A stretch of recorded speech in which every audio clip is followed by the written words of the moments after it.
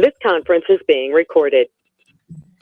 In the name of Allah, the Beneficent, the Most Merciful, the Truthful, and the Most Just.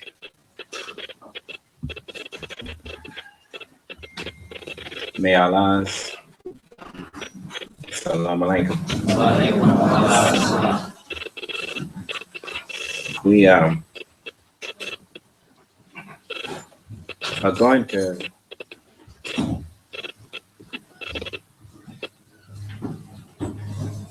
share some more of that which have been hidden from you with you. That's what I was doing when I was off. As we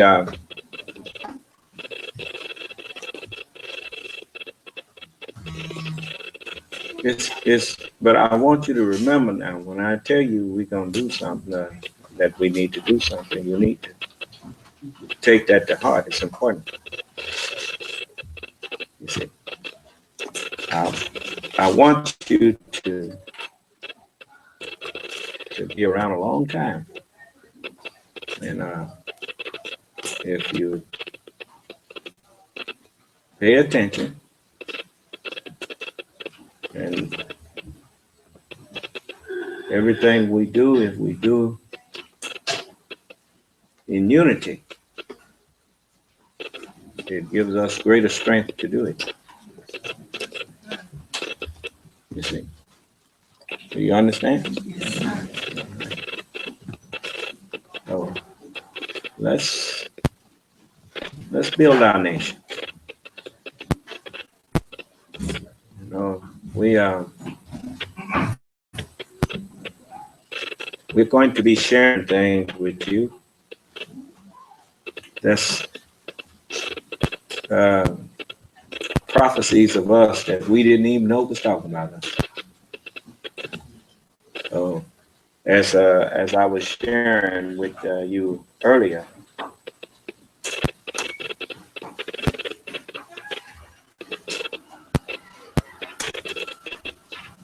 give me a moment.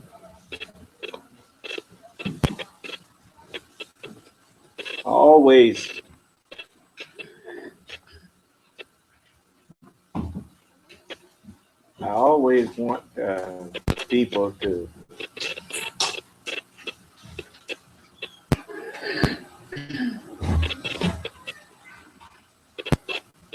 know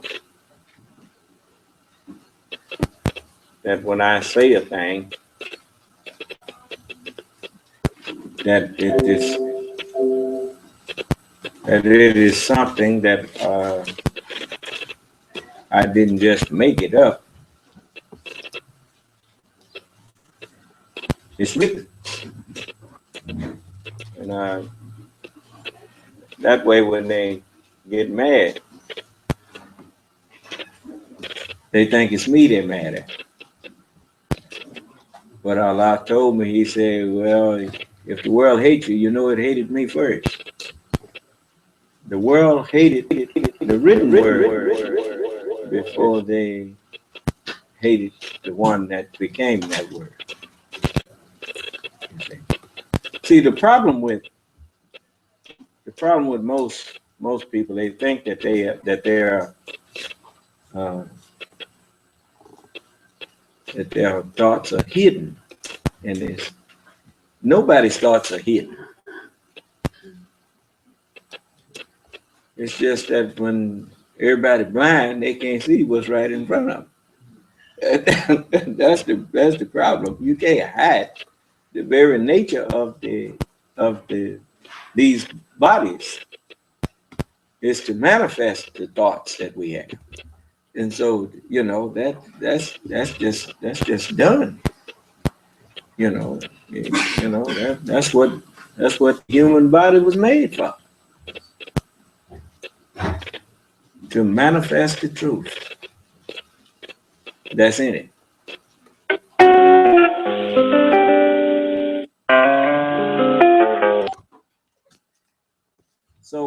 we are not up here to just talk about it. We are up here to prove what we say.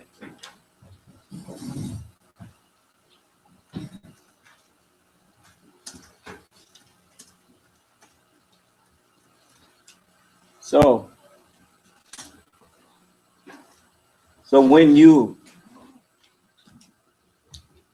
like what I told you about, Jesus came to them walking on the water.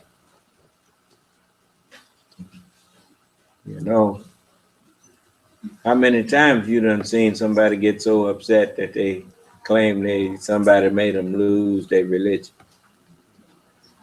Somebody pushed the right button and made them manifest their hypocrisy. That's all that was. If you understand what I'm saying, you know, people be pretending to be religious, but when they are tested for what they said they believe, then the truth comes out. You understand? And I'm gonna tell you a mistake that a lot of people make too. They will see a believer or see a person going through a trial or a tribulation, and they try to make a judgment.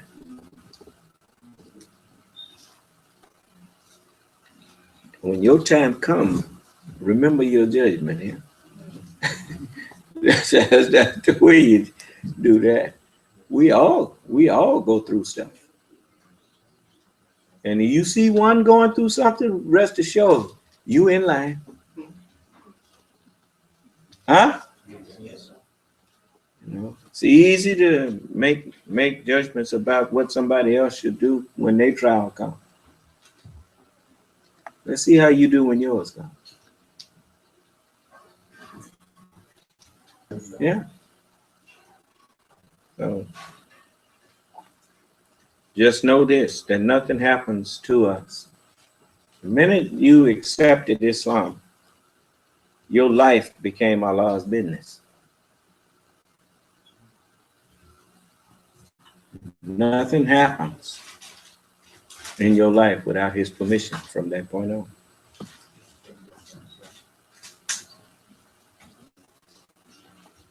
You know, Allah, he strengthens our faith in many ways. He manifests what's in our heart in many ways too. So, you know, just in 2 Corinthians, the 5th chapter,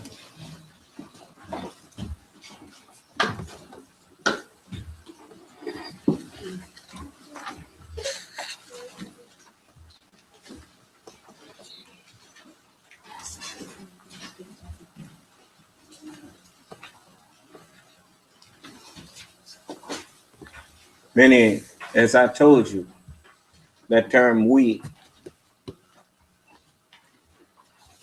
it confuses people until you recognize the truth that the head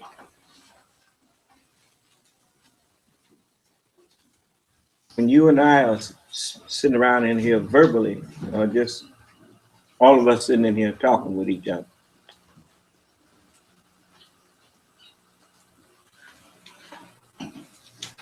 the only ones that's addressing each other is our minds, our heads. The body's just sitting there holding up the head.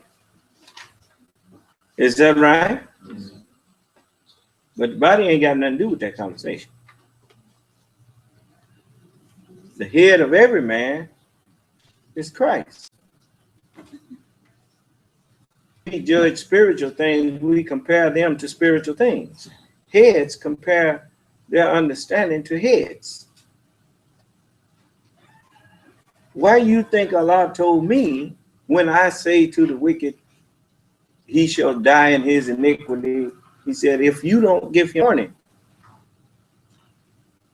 Because the wicked don't know. that they are the wicked for one thing. If he was really self-aware that he's the wicked, he'd stop. But his deeds seem fair to him. Do you understand? So when you look at this in this 5th chapter, it says, "For we know that if our earthly house of this tabernacle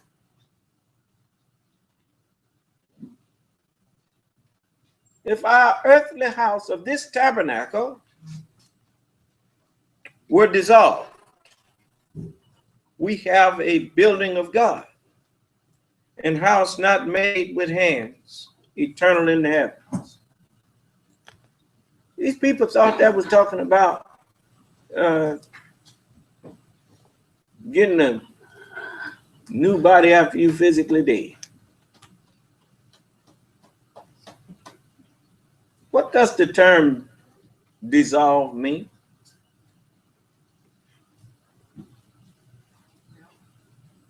Well, melt. What does sugar do when you put it in water? It becomes a totally dissolved solid in water, huh? Okay.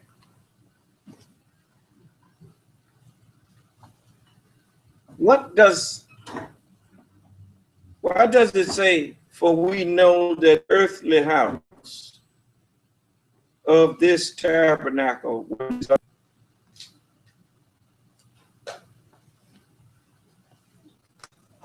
Where's the mind located? In the brain? Well, the brain is a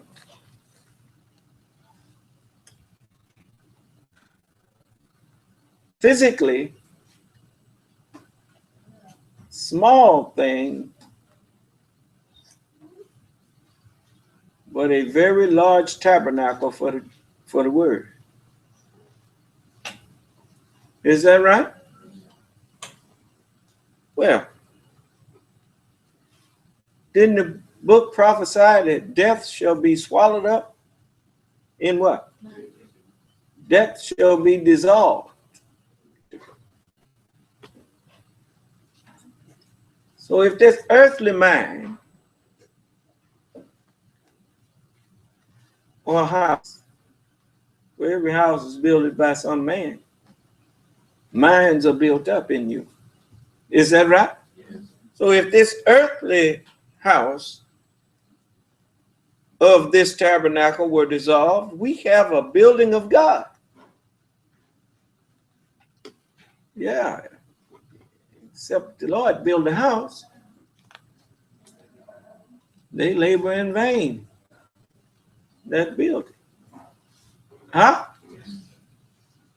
You can't build up. You done tried to build up a perfect civilization. Tried and failed? No, tried and died.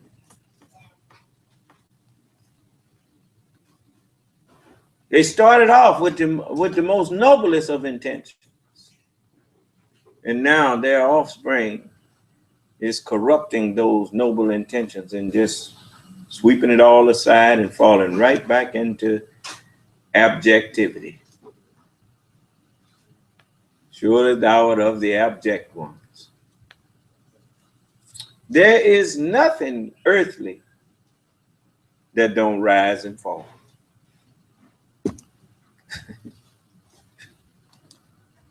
That's the very nature of the earthly things. They rise up. That which must come down. Huh? Yeah. It decays. Right? All right.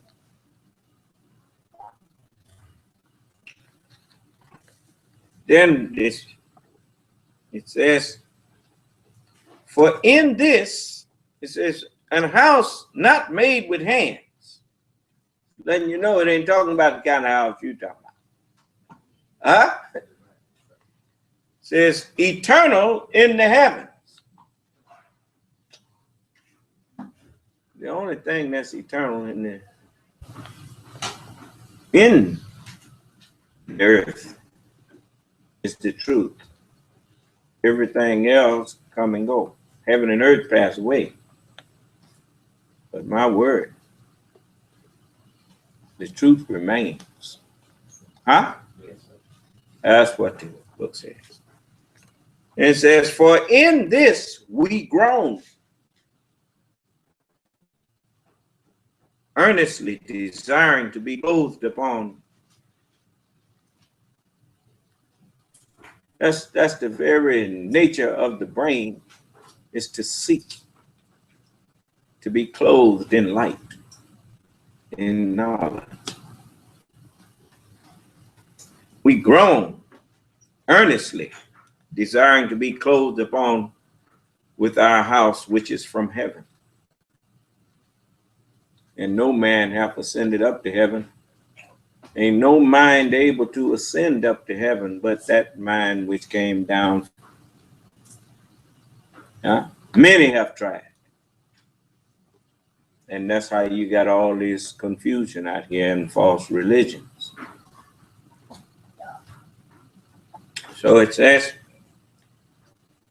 if so be that being clothed, we shall not be found naked. Hold on to your garments. Hold on to the scriptures, even though you don't understand. Hold on to it. Lest you walk naked and they see your shame. How many times have people tried to come in here to the wedding and didn't have a garment?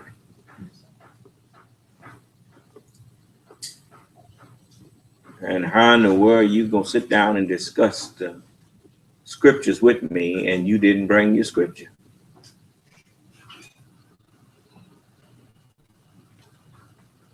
Among men is he who disputes about Allah without knowledge and follows every rebellious step.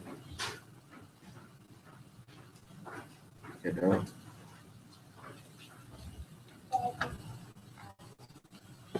Here's a man who, I'll show you an example. It's a fella out there keeps sending me texts talking about I denied that Master Farad Muhammad was mixed. And I, he heard me about to correct Geno Jennings on something that he was misunderstanding. And since Geno cut me off in the middle of what I was about to say, he, you know how people take sound bites? And so that's what he's hanging his hat on. I noticed he ain't hanging his hat on words that came out of his false God's mouth. That he don't believe Master Farad Muhammad was God. I didn't say that. Farrakhan said that. He also said he didn't believe that the Honorable Elijah Muhammad was the messenger. He didn't see him as that no more.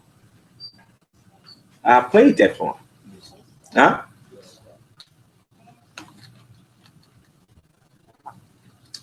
But when you're dealing with a hypocrite who thought he was going to be out there doing something in the name of a righteous man, and he discovered that I done took the Nation of Islam away from all of them. And that's what they're mad about. They never did ask themselves the question as to why the messenger gave them a lesson that said, why did we take Jerusalem from the devil?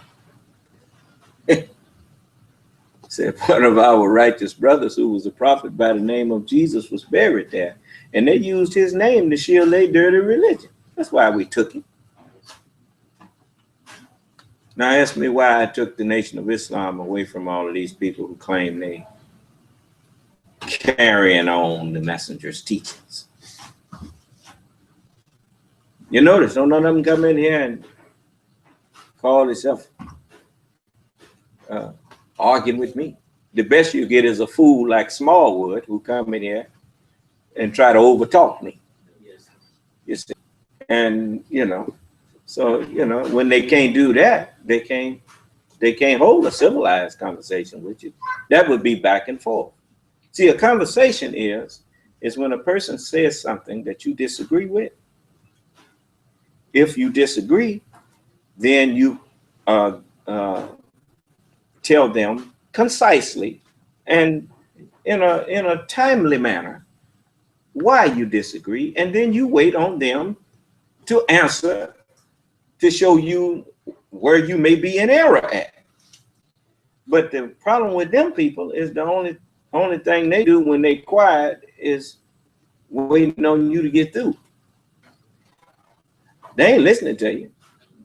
And because if they was listening, you could raise their level of understanding and make them see that they are wrong. But when a person refuses to listen, he's refusing to see.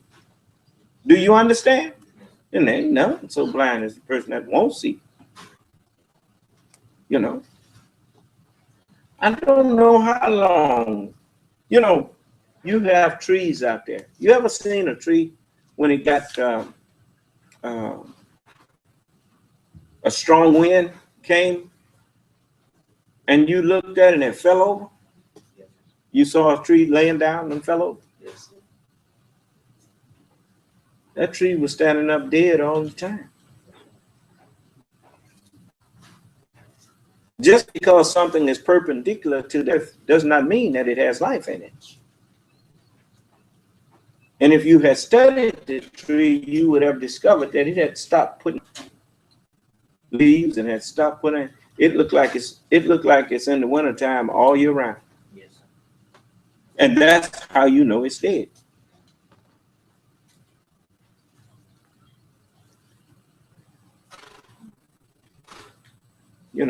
It's just like when Malcolm left the nation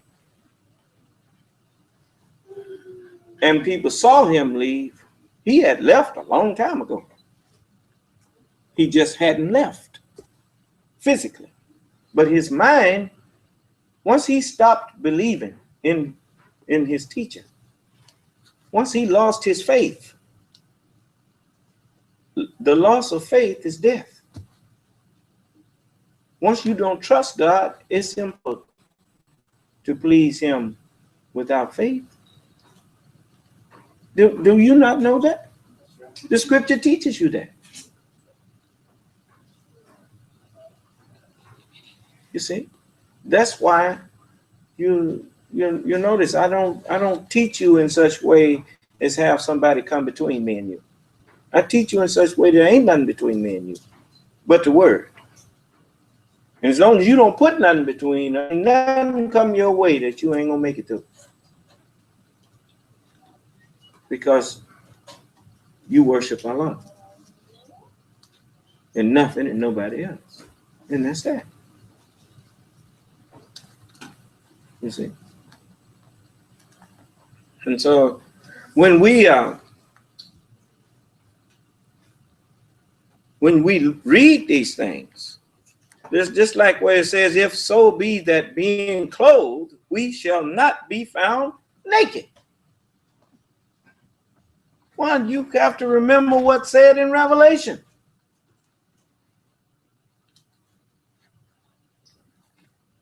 The 15th chapter.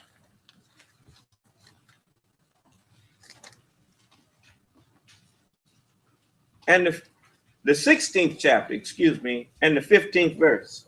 It says, behold, I come as a thief.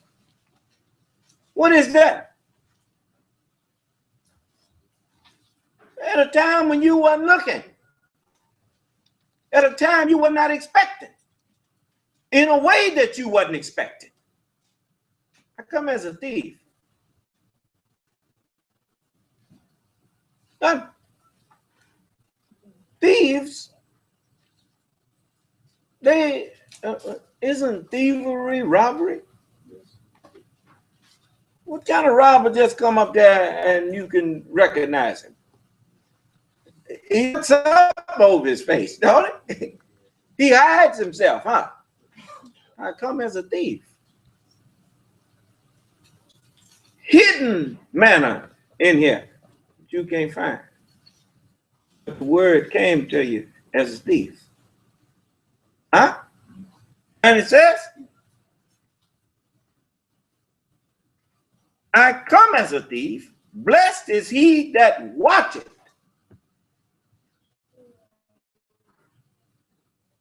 If you are the one to give us the light of understanding, then I'm looking for your good works. You keep on my watch.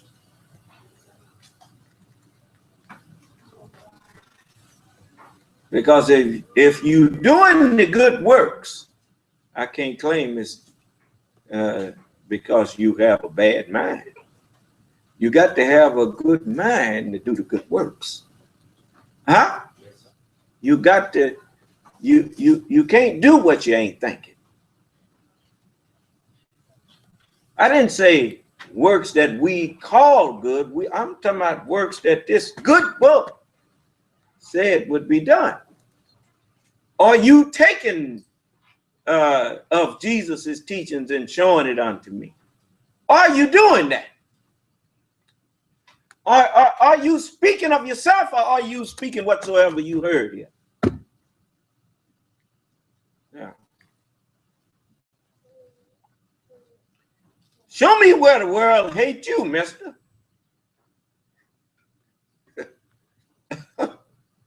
It say he came his own.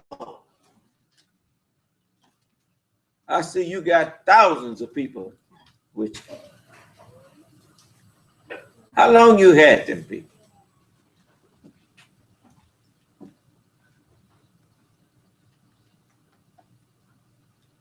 I've been teaching for years. And look,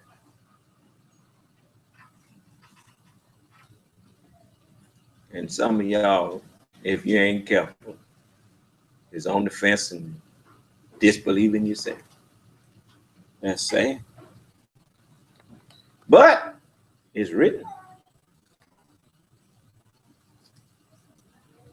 You see? So it says, blessed is he that watcheth and keepeth his garments, lest he walk naked, and they see his shame. Huh? The whole world now looking at the shame of America. That's right. And the Congress and the Senate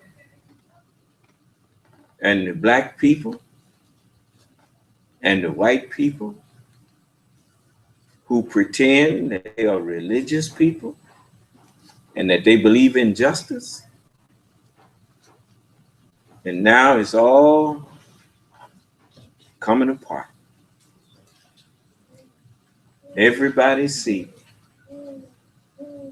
that they are faking.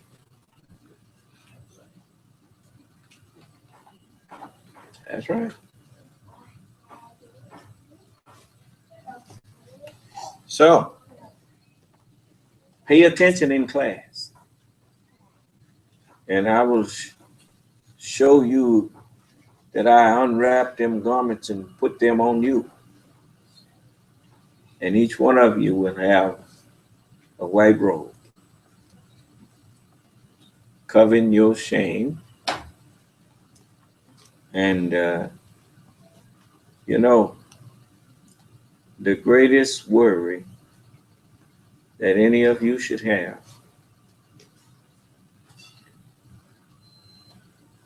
is whether your mind is going to be acceptable to Almighty God. That is what you should be worried about. Because if your mind is not acceptable to God, just like when the heart is weak, What does that do to the whole body? You ever seen somebody had walk a few steps and then had to sit down and rest, or climb a few stairs and was out of breath? And sometimes older people, sometimes younger people, and you ask them what's wrong. Well, you know, my heart, the doctor said, is I got a heart problem. Huh? When the heart is not sound, the whole body is not sound. When the mind is not sound, the whole body is not sound. Do you understand? Yes. A sound mind is what you need to make it through an unstable, unfirm world.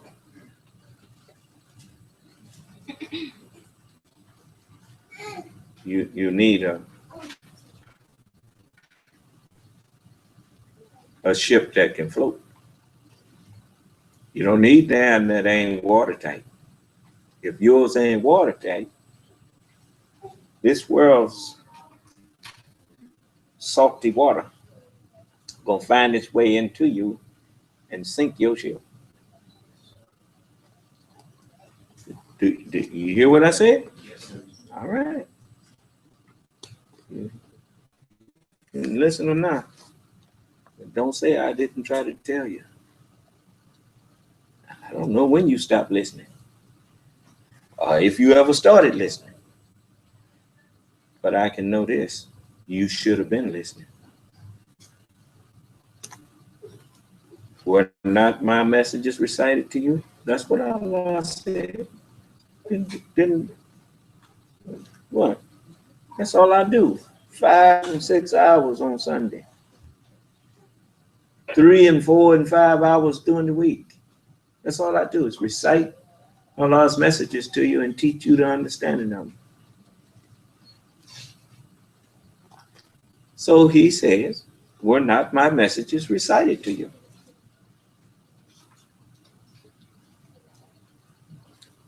This is it. I'm reciting them to the world. That's why Allah made the internet. The internet started from America, from the place I would be born, to fix it where I could talk to the world. I knew I was poor. So the internet is a poor man's Hollywood.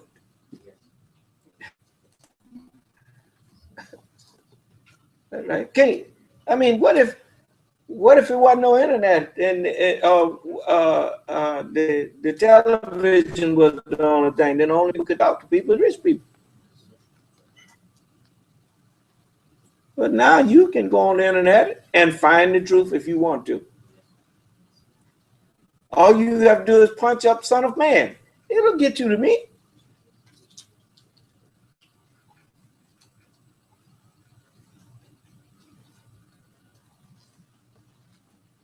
Great net, which drew in every kind. And they put the good into vessels and cast the bad away. Yeah. It's up to you.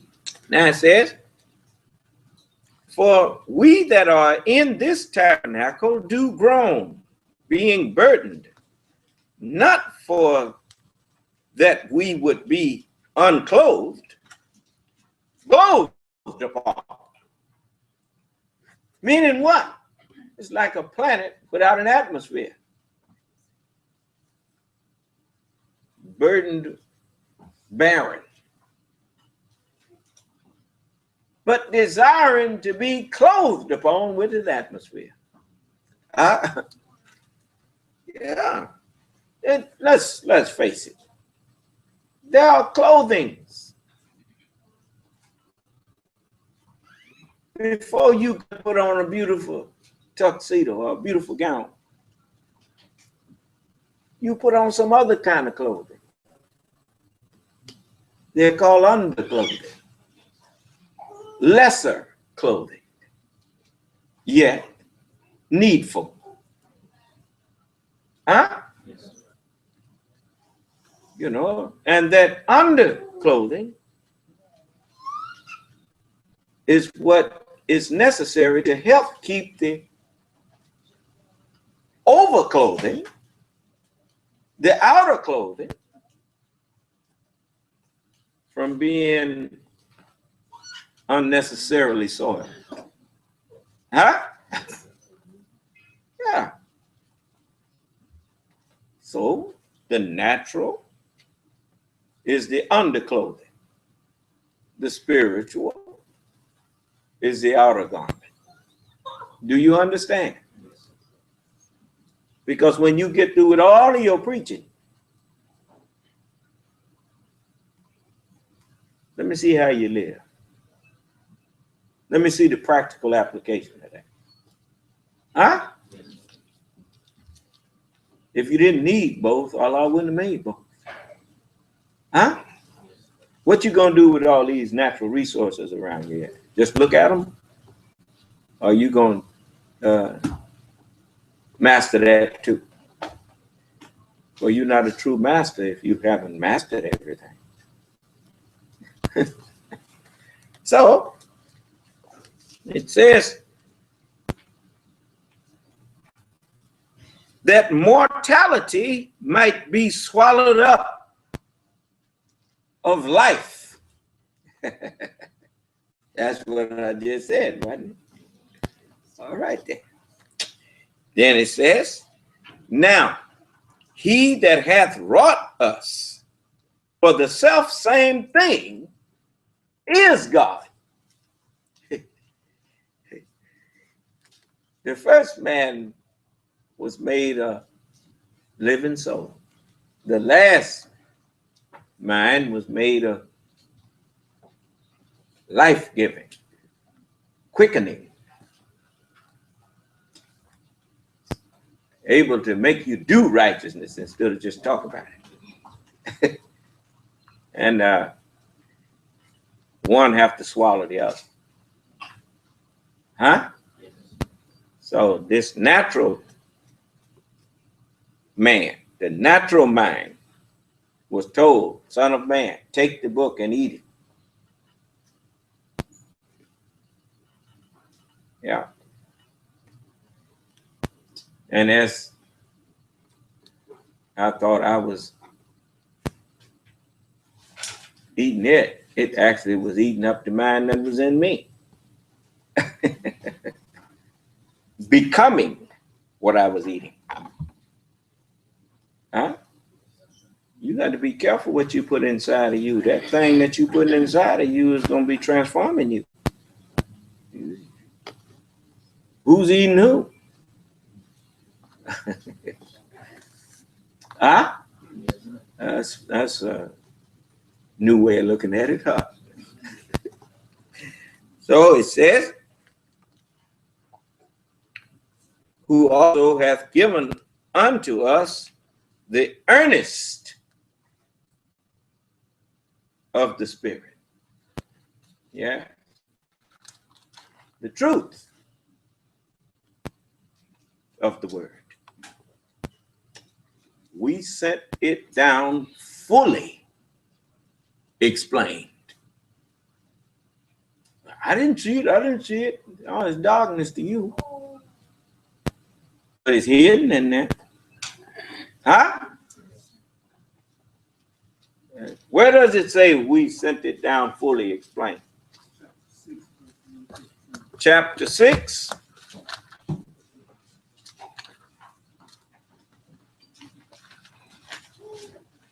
And the 100 and say what? Chapter 6 and verse 114. It says, shall I then seek a judge other than Allah, when he it is who has sent down to you the book? The Son of Man was delivered into the hands of what kind of men? Sinful men. But he said, Son of Man, take the book and eat it. Is that right? Then get him sinful men wanting from me. Speak with my words to him. So it says, he it is who has sent down to you the book fully explained. And those whom we have given the book know that it is revealed. It is to be revealed by thy Lord. With truth. Not with private interpretation, but comparing spiritual things to spiritual things. Sanctify them through thy truth. Thy word is truth. Yeah. What you think is meant when, Elijah come. Elijah came and manifested the man of sin. The man of sin had to be revealed because that had to happen before the coming of the Lord and the gathering together unto him. That man of sin had to be revealed. Elijah came and he told you the white man is the devil. Huh? All right. Well, people say, all right, he's some good white people. That's what they were saying back in the 30s, in the 40s, in the 50s. I'm looking at Father Knows Best. I'm looking at Make Room for Daddy. If you don't know what that is, just go online and punch it in there. Danny Thomas. Make Room for Daddy. My Three Sons. And there were some nice white people.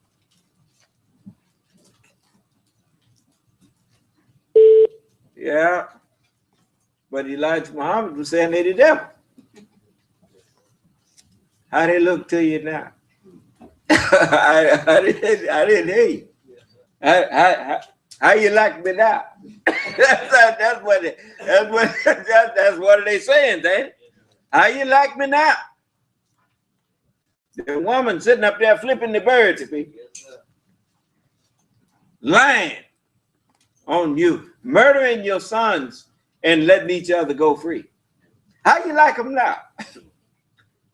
Huh? Still don't believe he the devil? Then how come he don't come in here and tell me I'm teaching you a lie? And talk to me about it. He come in here and see the veil has been lifted. Can't fake that no more. Why? Because I've already said I will not meet thee as a man. No. No, sir. When the real thing comes, the image have to step aside. You understand? Yes. The mind that's in me have no equal in this world. No, sir. You can get angry with me for saying that. But since I know there are no books equal to the Holy Bible and the Holy Quran, these are only two books that been here all this time, and ain't nobody was able to take credit for writing them, and ain't nobody been able to explain them with authority to shut everybody else up that was called themselves explaining them until I showed up.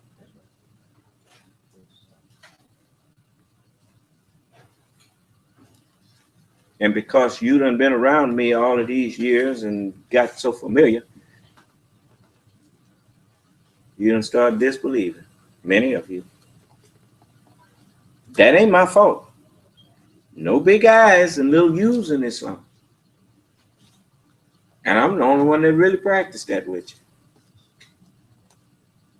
you. All right. I'm so accessible. People can call me up and they surprised that they got me on the phone. And after a while, I got people leaving me insulting messages on my phone and calling themselves Muslim. Some of them, I keeps a few. That's all I want to be able to remind you. You see, and I'll show you. I got a few of them here. Let's see, where's that at?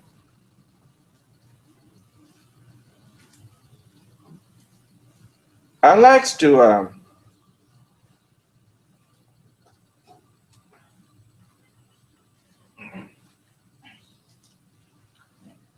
I think this is one.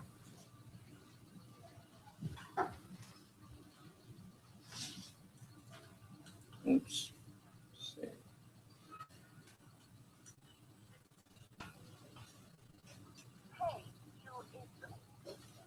Yeah, dear. Why don't you try beating on a fucking grown-ass man instead of a little girl or a woman like you little Muslim fucking... Yeah. Oh, nasty thing. But anyway, I keep stuff like that. You remember in the movie they had out, Brother John? Huh? Sidney Poitier was the star. And he had a book. And he was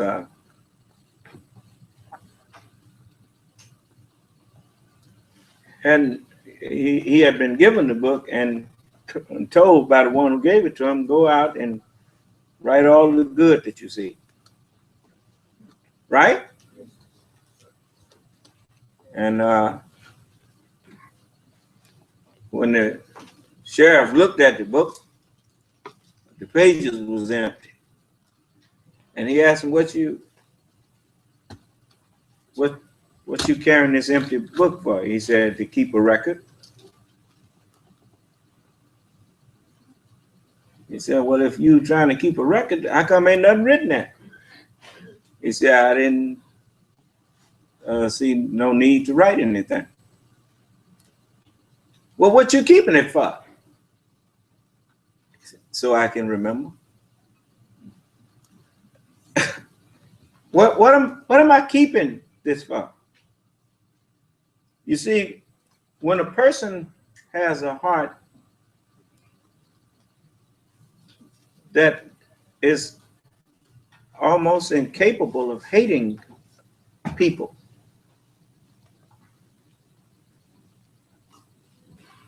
then sometimes you need to be reminded, and you're going to need to be reminded as to why they got to be destroyed.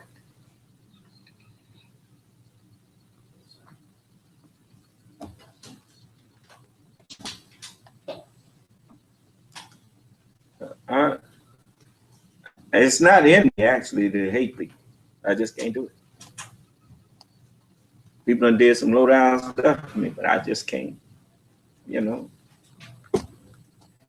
walk around with a bunch of malice in my heart for people. I just can't do it. But I do believe in giving people justice. It's just like when I whip my child. When I whip my child, I love my child. I whip them because I love them. I punish them because they need that in order to be what they need to be in order to hopefully be a good person. It got nothing to do with me being angry with them. I'm just doing what needs to be done. When I get through, I'm through with that. I don't pet them or nothing because I don't want to send no mixed message. But when I'm through with it, I'm through with that. So you know,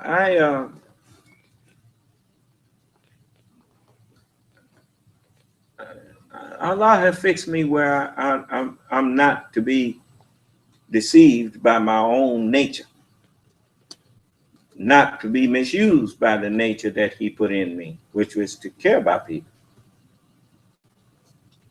You know, so you know, I know that if the mind is corrupt, that's what corrupts the whole body. You can't separate the person from their thoughts. Their thoughts determine what kind of person they are. So I can try to save them from the thoughts that cause them to be corrupt. So that's what I've been doing. I've been trying to do that. And, you know, why, you know, I mean, that's not something I just say. You see, when I'm like any physician, anybody that walked through that door, he's willing to see them. What kind of see the people that he claims is sick? I'm sick, you say, and the man that you claim is well don't want to talk to me. The man that you claim can heal me thinks my attitude is too bad for him to have any talk with me because I made some statements that he didn't like. Well, why don't he do like I do? When people make statements I don't like, I say, hey, come in here and accept.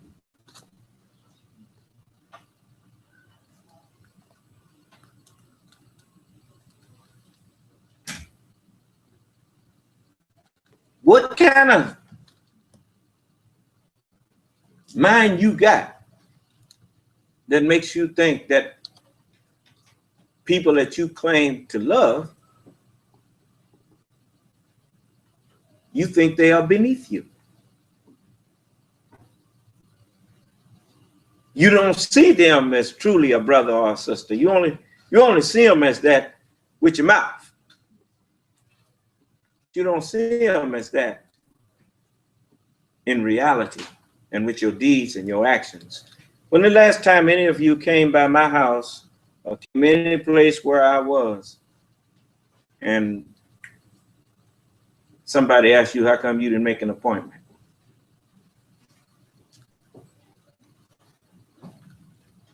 Is that how you do with your family? You have to make appointments before you go talk to them. I'm just curious. You know, you got to go and make an appointment to talk with your sister. You want to talk with your brother, you got to make an appointment. No, you can't just pop up over his house, can you? Don't he tell you what you're doing over here without calling first? And get with your nephew or get with my secretary and make an appointment, then we'll talk. Huh? Then if you don't really believe we're brothers, why do you always stand up talking about brothers and sisters?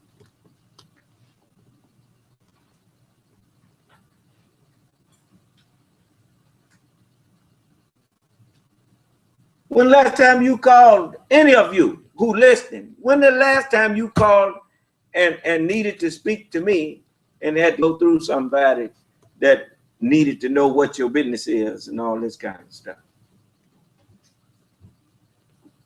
If you do that, it's because I know that sometimes you have to have that, because people who do that, they think you ain't nobody if they ain't got to go through nobody to talk to talk to you. So sometimes I let that formality and stuff go along, but I ain't into that. That's not. I ain't never been like that. I ain't. Just you want to say something to me, say it. If I don't like it, I'm gonna tell you. And I grant you the right to tell me when you don't like something. You lose that kind of privilege after you done check me out and decide to tell me you my follower. I don't want to hear that from you no more.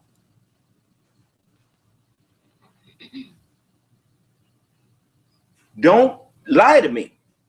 If you're my follower, then you submit.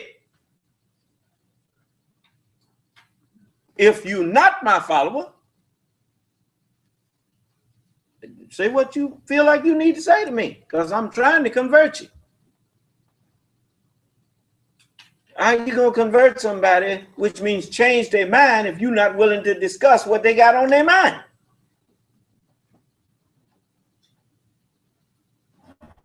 But when they got something on their mind that they don't want to hear, you show them that they may be wrong, and they refuse to hear that, then what basis do you have for going arguing with them when they're not arguing with you? Arguing means you have to listen to not just what your side is, you got to listen to what somebody else's side is. But when a man done his mind, or a woman done made up her mind that whatever you say they ain't gonna pay you no attention, they not arguing with you. And you are foolish to stand there and try. They've already made their decision. You know, the decisions in court aren't supposed to be made until after all the arguments have stopped. Huh? But unjust people, they don't mind lynching you. Do you understand? Unjust people don't, you know. And remember, there are exceptions to all rules. If God tell you that's enough, that's enough. You don't need to hear no more.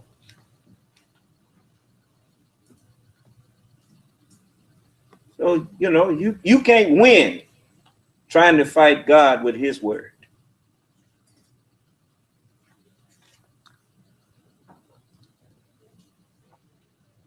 Because even though his word may apply to him, it don't apply to him in the way that it applies to you. That's why it's written, we sent no messenger, but that he should be obeyed. And say that you pass judgment. He do the judging of you. And his Lord judges him. You see? And that's how they go. You see? So if Allah didn't know that I have your best interests at heart, he wouldn't have given me the authority to make judgments. Allah gave me authority to execute judgment. He didn't give me that because I'm gonna do you wrong. He gave me that because I'm gonna give you justice. And you're so used to doing injustice and calling it justice, you think getting your way is giving you justice. Getting your way ain't giving you justice. Getting your way is what's wrong with these people now. Getting their way. Well, you had 6,000 years to get your way. But Jesus gave you a prayer and you didn't even analyze what you were saying. Because when you said thy will be done, you were saying your way be done. On where? As it is dictated in heaven. Do that sound like do your thing? That's my point.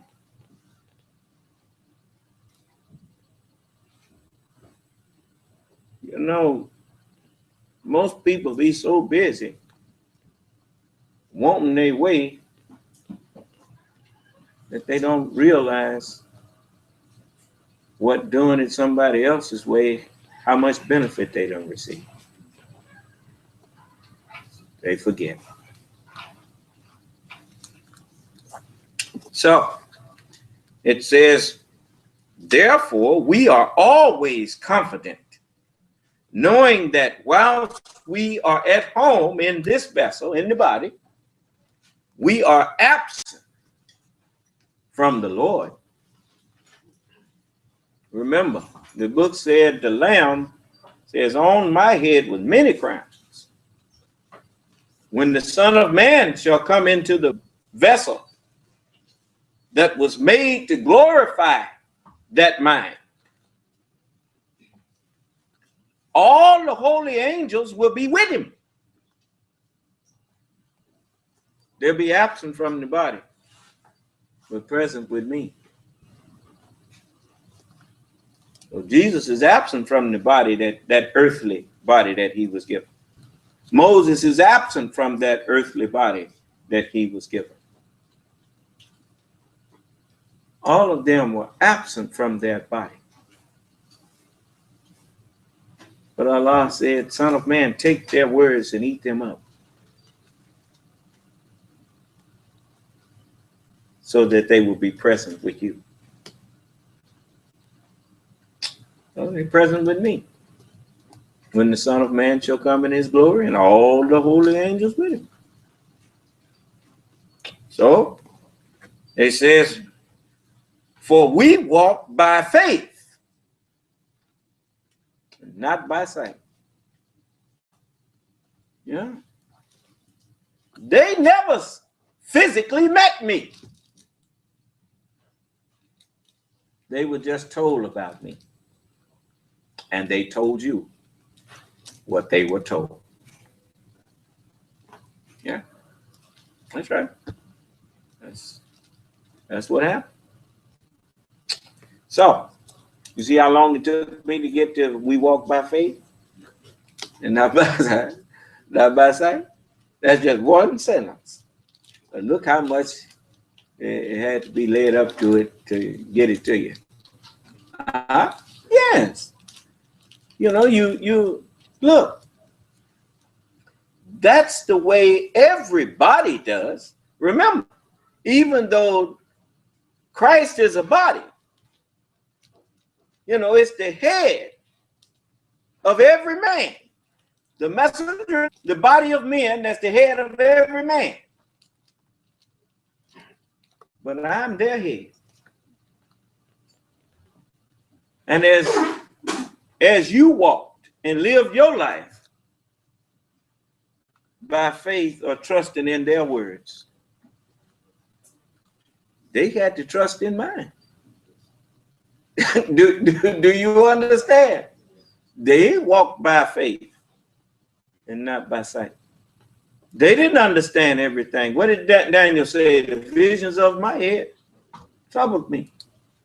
And I wept much because no man was able to understand the book. Well, if no man was able to understand it, then that meant the one who was giving you the book too, he didn't understand it.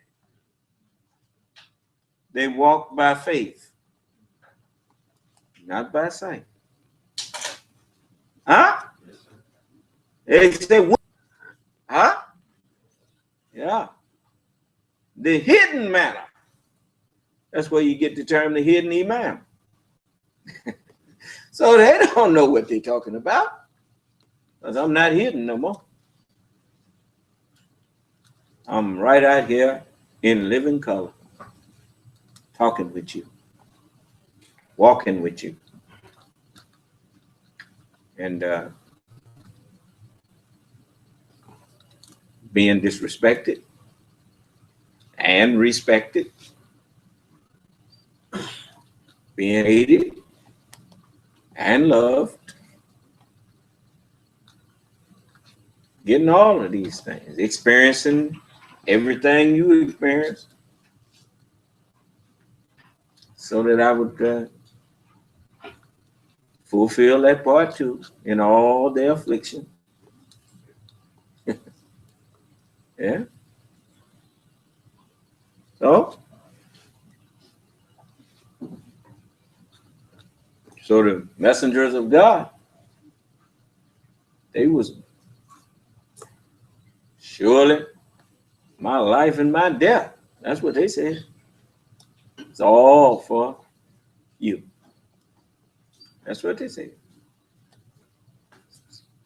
What you think it means when it say He, Allah, is one?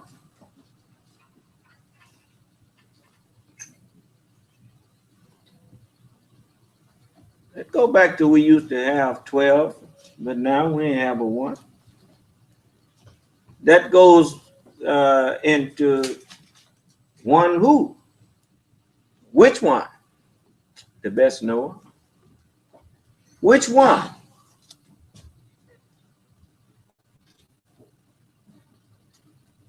The one with the understanding. Allah is one. One what? One of you. They said they walk by faith, not by sight. So he couldn't tell you which one of you, but he told you, as the messenger said, that our word is to become be. And it will come to pass. One of you will say that, and we will have something different. It could be 100. It could be 1,000. It could be 1,000,000 years from now, and it will come to pass. He said, one of you, this teaching will rise a powerful son of truth. That's what he said. And there ain't no, because like, how many of y'all saw Green Lantern?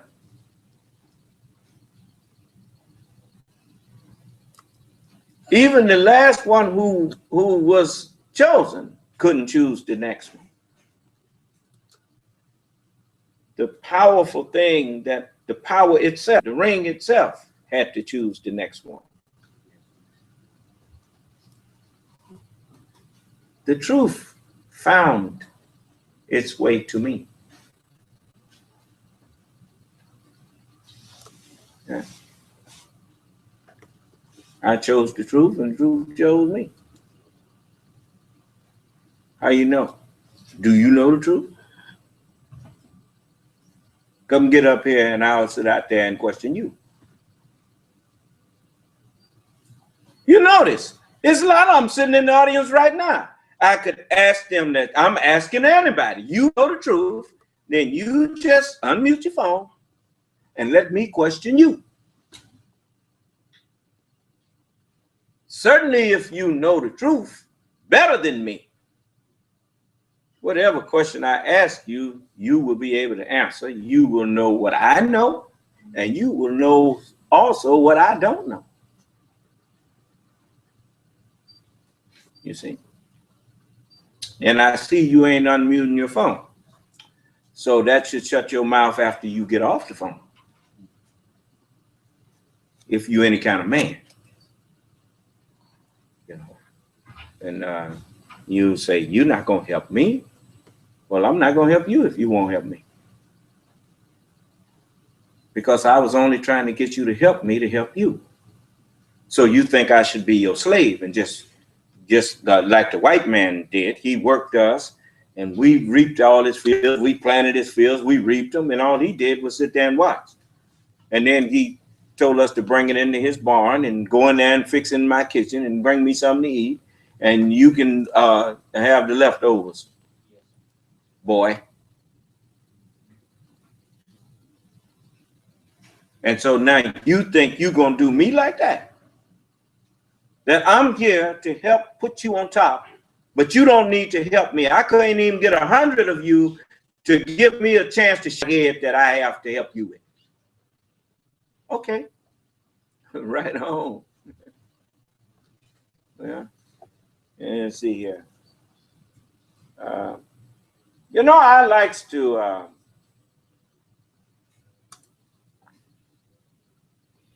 to make sure that people have no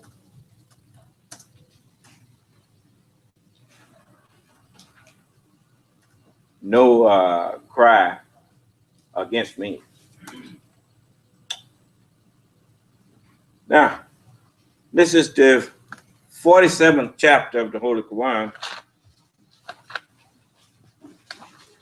See, they don't really believe in Allah's word. They don't know what's in there. Finish this for me. Among men is he who disputes about Allah without what? Without what? What did I just say? They don't know what's in the book. Except from hearsay. Huh? Now, let's find out what's in there in reality. If you read it yourself, it ain't hearsay, is it? All right.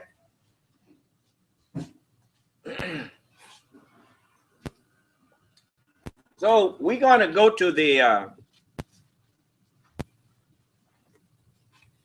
let's see here. Let's start at the first verse. This is a wonderful. The sand hills. I will lift mine eyes unto the sand hills. From whence cometh my help? Why sand hills? Tell me. Oh, that's chapter 46? Well, I'm going to teach on this one anyway then. Because I like that. I like that.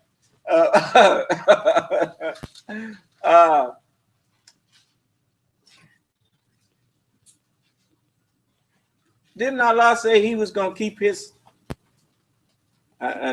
since I turned to that, I got to say a little something about it. Didn't Allah say that he was going to make his covenant between him and who? Him and Abraham? And his seed? Now you remember Allah also told him that, you notice, messengers of God, compared to the rest of the people, are they not like a hill compared to the plain? Now, not only did God tell Abraham, look now to the stars, if thou art able to number them. Huh? Where else did he tell him to look? To the sand? The sand hills? So let's go on back over. Let's go back now to chapter 47. Because that's where I told you to go. Ain't you glad I didn't tell you to go to hell? If I did, I could come get you. I got the key to it. You know, it's all right to go if you can let yourself out. Is that right? You can go there and bring your loved one out of there, huh? There you go. Now, it says in this one, in chapter 47, let's see here.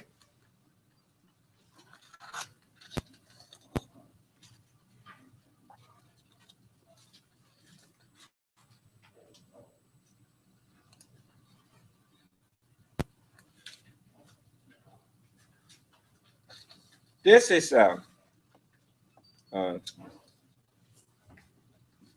something that the ignorant and those who have murder in their heart, they misunderstand.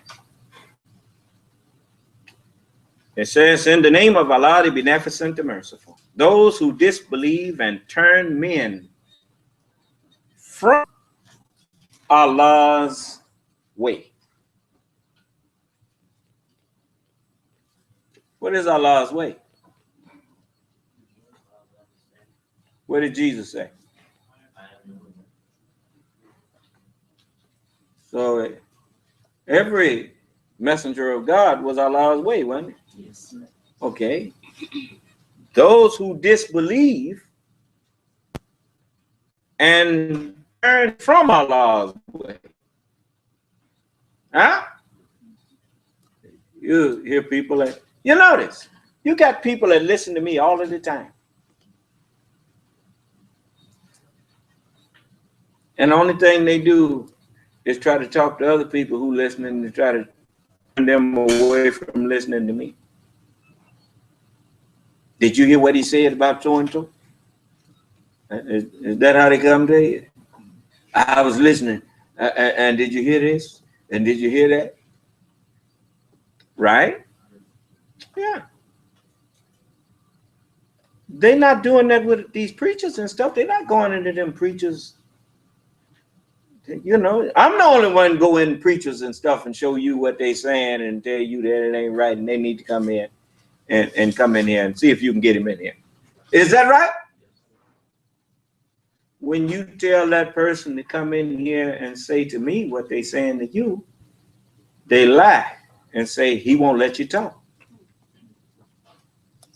Why don't you just tell him you lying?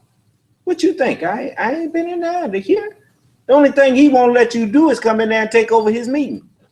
And I don't blame him.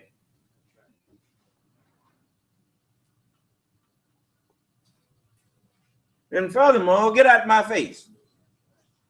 That's what you should be telling him. But anyway, it says they turn men from Allah's way. That ain't the only thing it means. What is Allah's way? I didn't say who is Allah's way. I said, what is Allah's way? We already discussed who.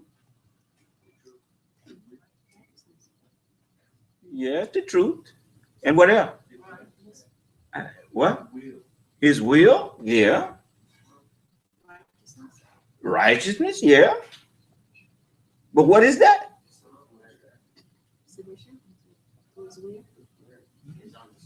You see all these connections you got from that? What is his way? The way of peace have they not known.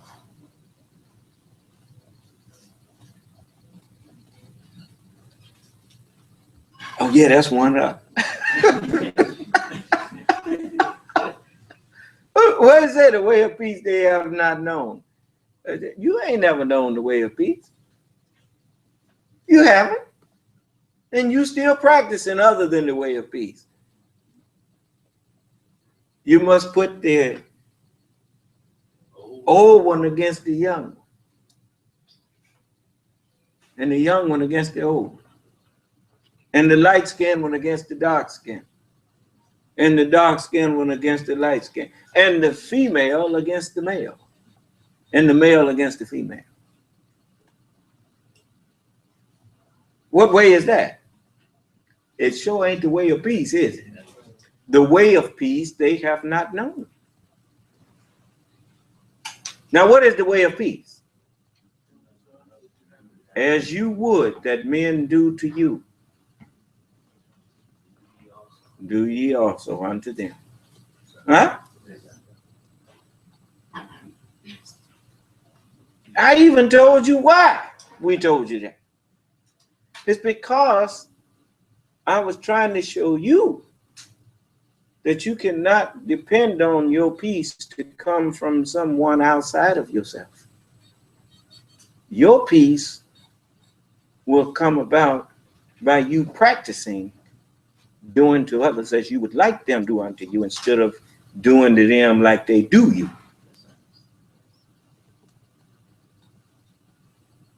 But you don't see the wisdom in that because you haven't practiced it. The way of peace have they not known. What does know mean? You don't understand wisdom until you practice it. When you do it, then it all makes sense. Because you see the result of it. You say, man, I didn't realize that would do that. The only thing happened from you practicing the ways of peace is that you gain peace of mind and contentment. Until pretty soon, it don't make no difference what people around you do.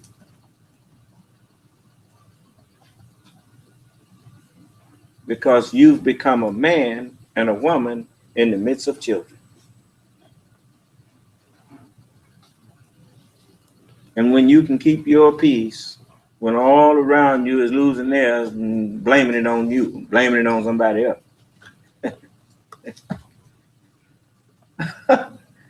Huh? Yes. When you can walk and talk with King. and yet not lose the common language and the common touch with the common man.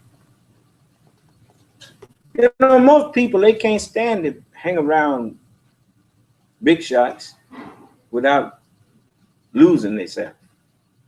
If they get used to hanging around big shots, they don't know how to talk to somebody that they think ain't no big shot. They get downright disrespectful.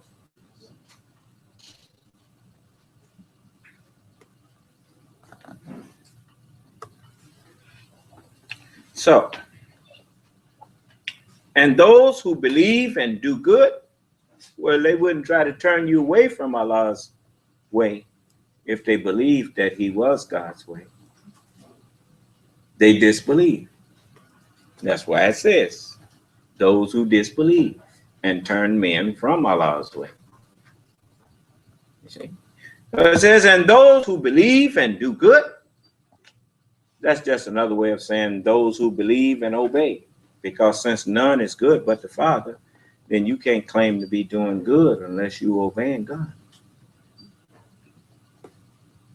Then it says, and believe in that which has been revealed to Muhammad. Now remember now, Muhammad was the one that was speaking. So he didn't even spell his name like that. He spelled his name M-O.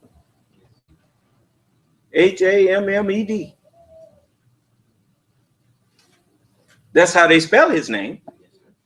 Look how that Muhammad is spelled.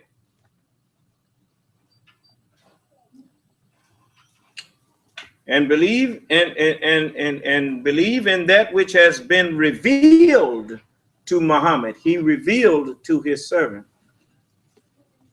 what he revealed. That's what I'm sharing with you.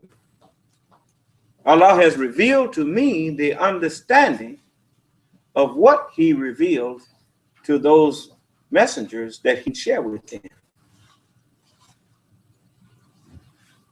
They was walking by faith, not by sight. Whatever Allah told them to say, they said it. And they didn't ask him why he said it. Just whatever he commanded them, whatsoever the Father commanded me, so I speak. That's what Jesus said. He said, now, I know not what's in your mind, but you know in full what's in my mind. That's just another way of saying, I don't understand what's in your mind. I never had that. But you understand what's in mine because it was yours in the first place. And he says, and it is the truth from their Lord. He will remove their evil from them. What's another word for removing evil? What am I doing? If you let me. If you don't let me, I can't do nothing for you. You think you got some of them think I made a mistake. Yeah. No, I ain't made the mistake. You made that mistake when you start thinking that about me. You know? I've been consistent for the past 40-something years teaching what I'm teaching. I've been consistent in the progress that I have made right in front of you, showing you these things. Consistent. What mistake did I make?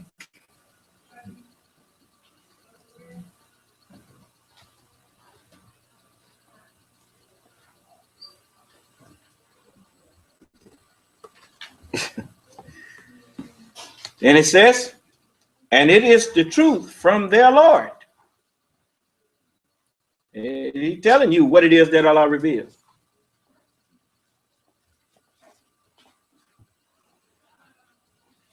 The Holy Bible and the Holy Quran. The truth from the messengers that was your Lord. The head of every man, the Lord of every man is Christ. And the Lord of Christ is God.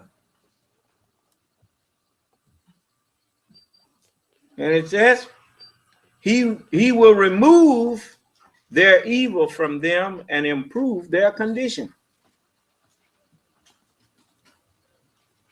Do you not see that compared to other black people, you're in a better condition in this country? How many communities of black people do you know of that can honestly say they collectively produce their own school system? They collectively produces their own means of communication between them. They collectively are opening up businesses for themselves. And not did it as individuals, they did it collectively. Who else is doing that?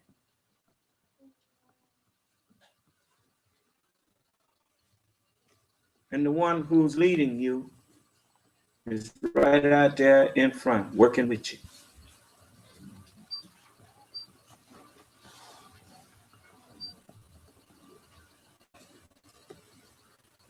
Okay.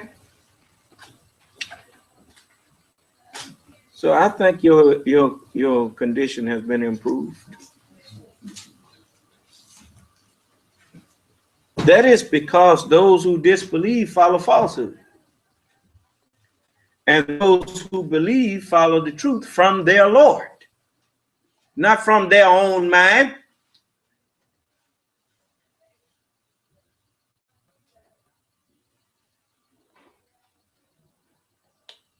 Thus does Allah set forth their descriptions.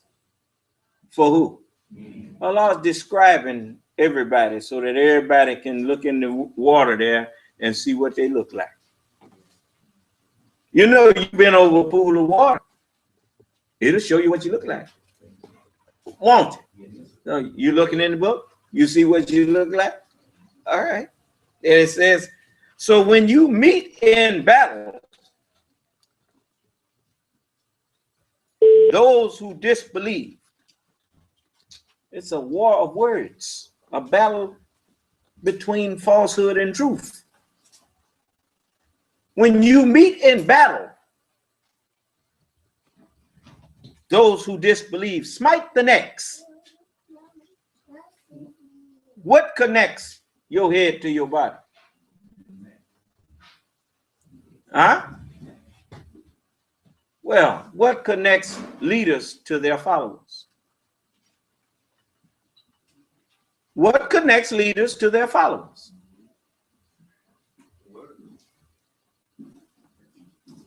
How you connected to me and don't know what connects you to me? What made you follow me? Well, connects leaders to their followers. Their doctrine, huh? Smite the necks. What you see me doing? Do I not attack people's doctrine? Then it says,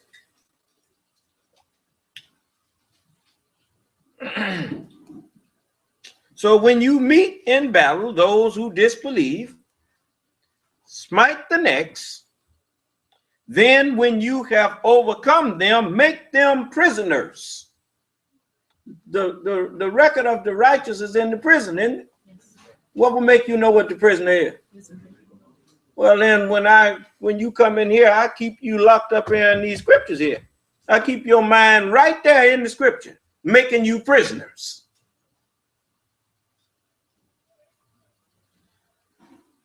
Then it says, after making them prisoners, it says, and afterwards, set them what?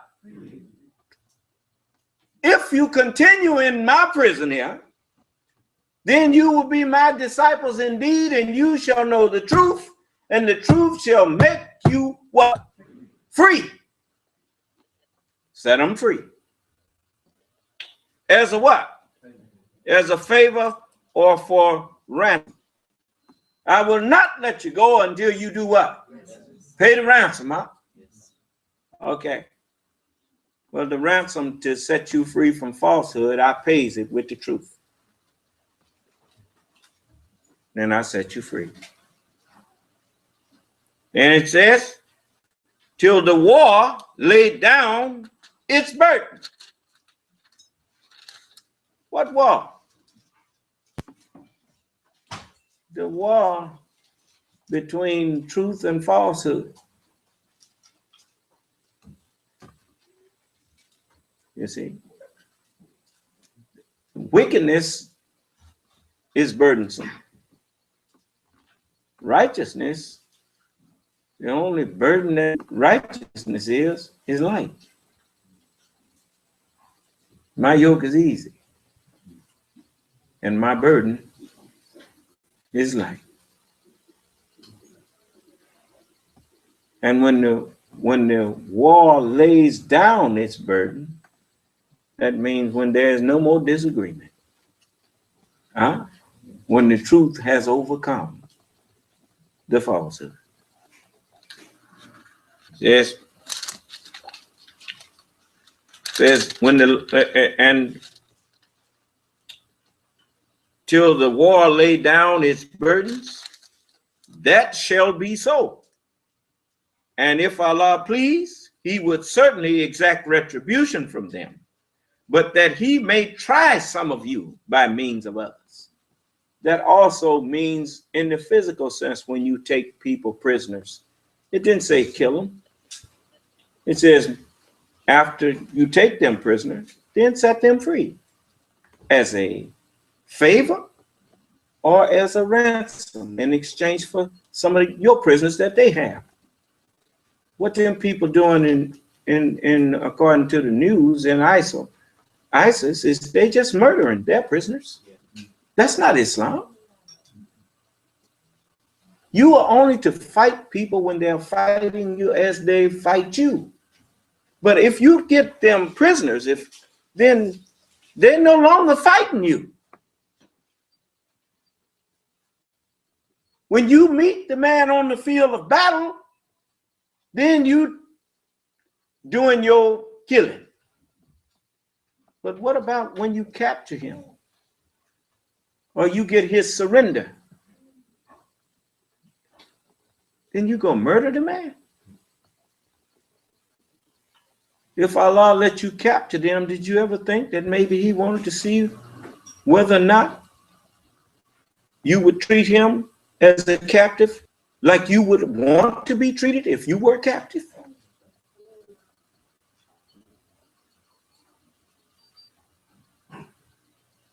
So, but that he may try some of you by means of others.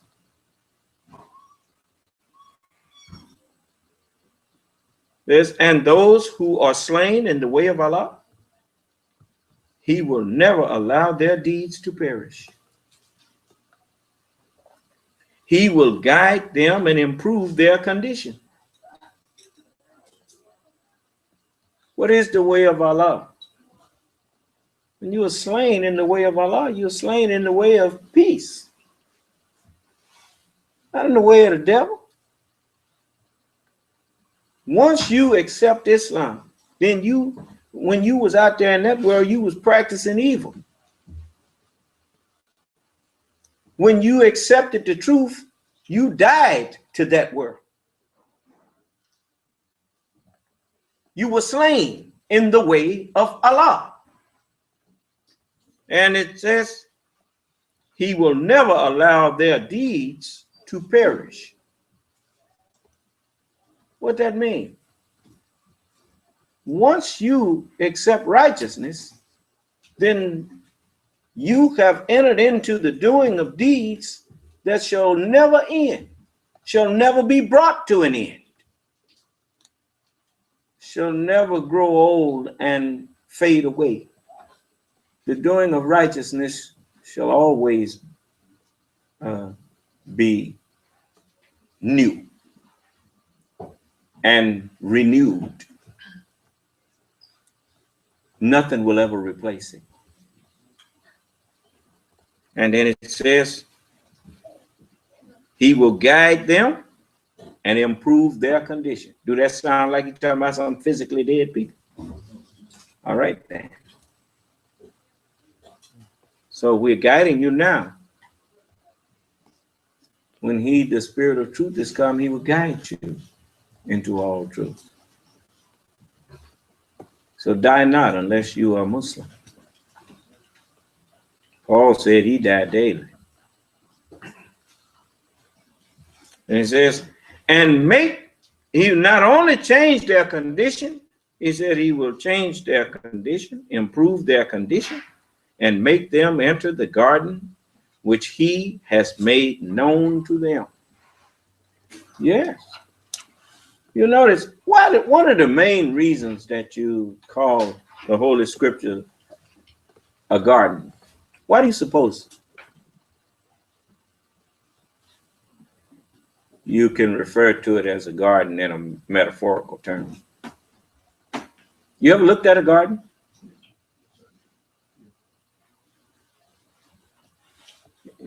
What describe it? They are in rows, aren't they? Just like sentences on a page, huh? Yeah. And it's seeds in there, huh? The kingdom of heaven is like unto a sower which went forth to sow. Some seeds fell by the wayside, huh? Well, the Holy Quran is full of seeds of truth. And as with any seed, it's something inside of that seed that you will never see until sunlight and water hits it and opens it up. So, sunlight is now, and the water of revelation is now being sprinkled down on the pages of Scripture. And you will finding out what was locked up inside of them seeds. Huh? Okay. And it says, and make them enter the garden which he has made known to them. O you who believe, listen to this real good. If you help Allah, he will help you and make firm your feet. You say Allah don't need no help. As I told you before, I'm not trying to get you to help me for me. I'm trying to get you to help me to help you. You don't believe in helping yourself? Well, you've been told that all your life. God will help those that help themselves. I'm showing you how to help yourself. It's not my fault if you don't have sense enough to accept the help that I'm offering you. So, the one thing about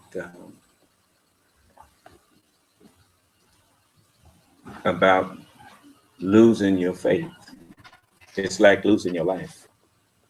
Once your life is gone,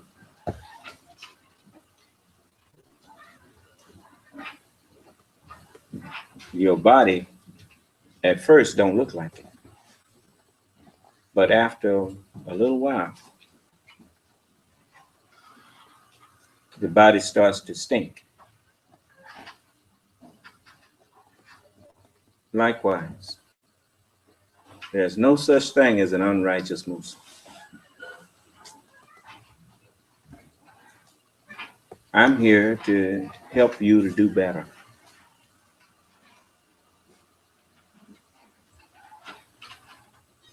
But without faith, you're not going to be able to. It's like, the doctor, he can work on the living. But the minute thing stops taking in the air and that which will sustain life, there ain't nothing else the doctor can do because the patient has expired. Right? It's time now to give them to the undertaker. And so hold on to your life, brother and sister. Hold on to your faith. Ask Allah to keep you in your right mind. You hear me? Yes. There you go. Fight for your life. I remember the messenger had that song, "Fight, O ye Muslim, fight for your own." That's right. That was the basic key line of that whole song. Fight, O ye Muslim, fight for your own.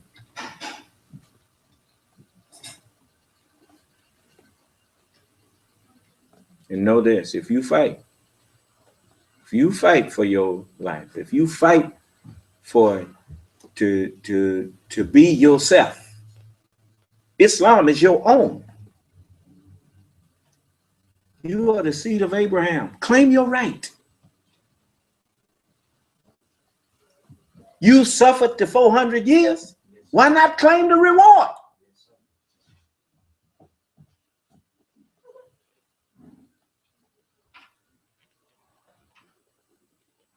Don't just cuss your God and die. No. Do you understand? So you do that. You know, fight for your life. Fight for your faith. Hold on to your faith. And if you hold on, as like that song said, I've seen the lightning flash and I've heard the thunder roll. Felt the breakers dashing, trying to conquer my soul. But I heard the voice of my Savior, bidding me still fight on. And he promised never to leave me.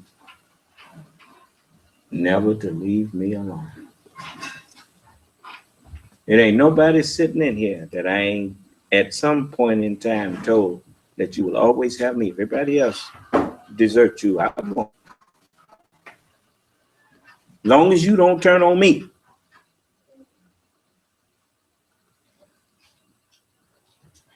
I'll stick by you. And I've kept that word. I don't care how I fussed or whatever. I had your back. As long as you didn't turn on me. You know. And I've checked you from time to time. You know. We done came to a part in other ways. How many times I done asked some of y'all that? Because you seem like you had an attitude. But when you corrected yourself or checked yourself, I detected a heartbeat and I stuck right there by you. Huh? I told you, a friend is not a friend. You don't recognize who your real friends is until you really need one. That's when you find out who's really your friend. You see, I know how to be a friend. You see? Yep. True friends, when you need correcting, they correct you. True friends don't help you throw your life away. Not no true friend.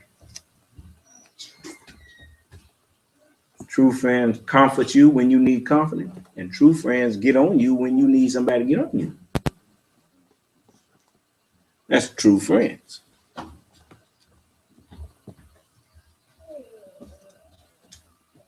Always remember that.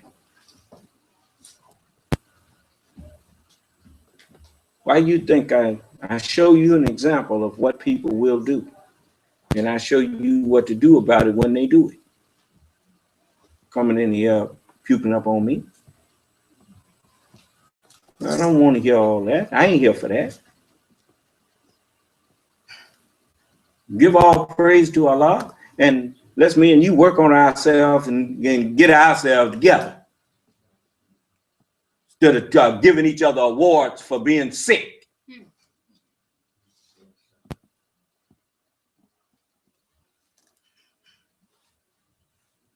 Right? Yes, yeah, I know. We'll be all right. It's gonna be all right. You know, we like stuff. We like praise when we don't really understand that there's people.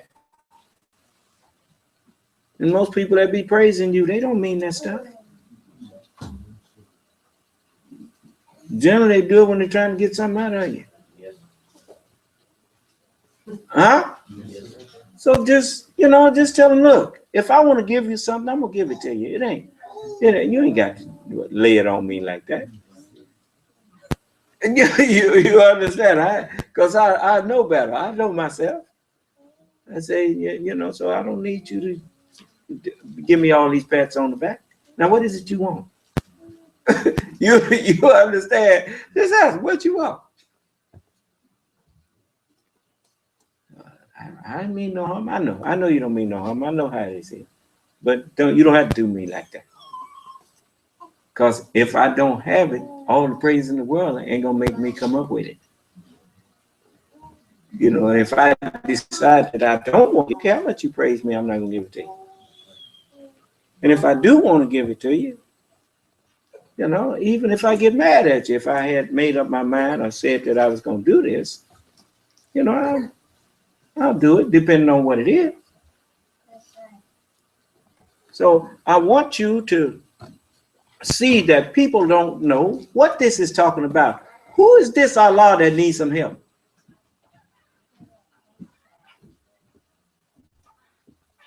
It's written right there, ain't it? It says, oh, you who believe, if you help Allah, He will help you. Do that sound like the prophets didn't believe God was a man? I didn't hear you.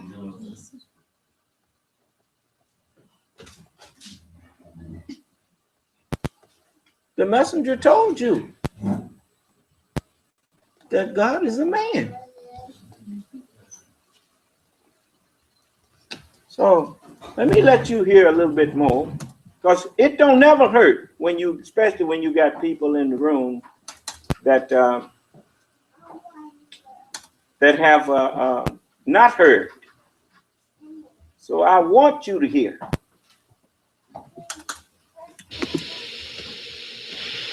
Greetings to you. I'm Elijah Muhammad, the preacher of freedom, justice, and equality to you, my poor black people who has been lost in the wilderness of North America for the last 400 or more years.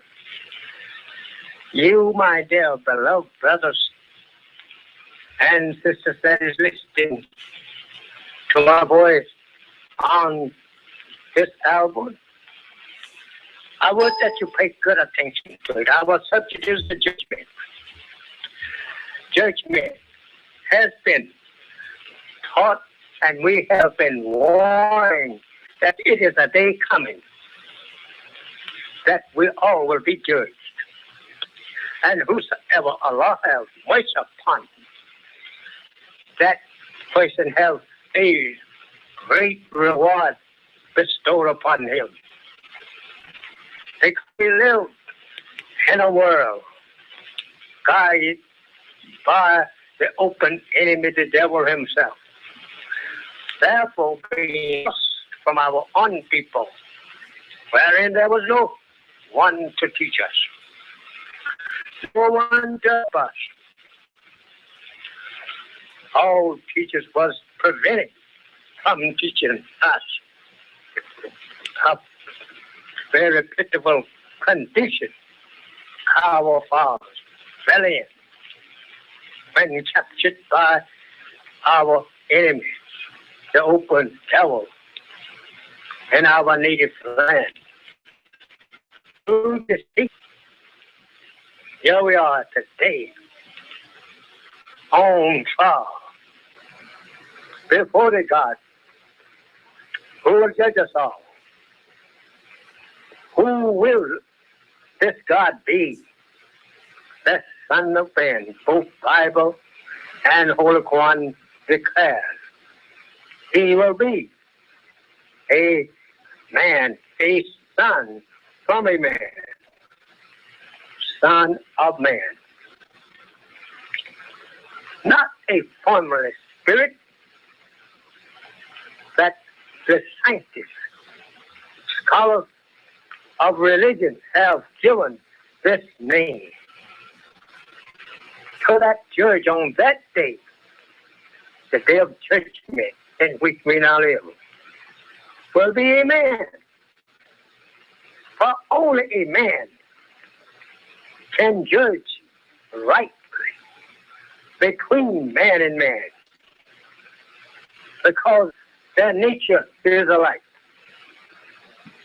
Anything other than a man cannot judge our affairs, nor guide us in the right way that we will be successful.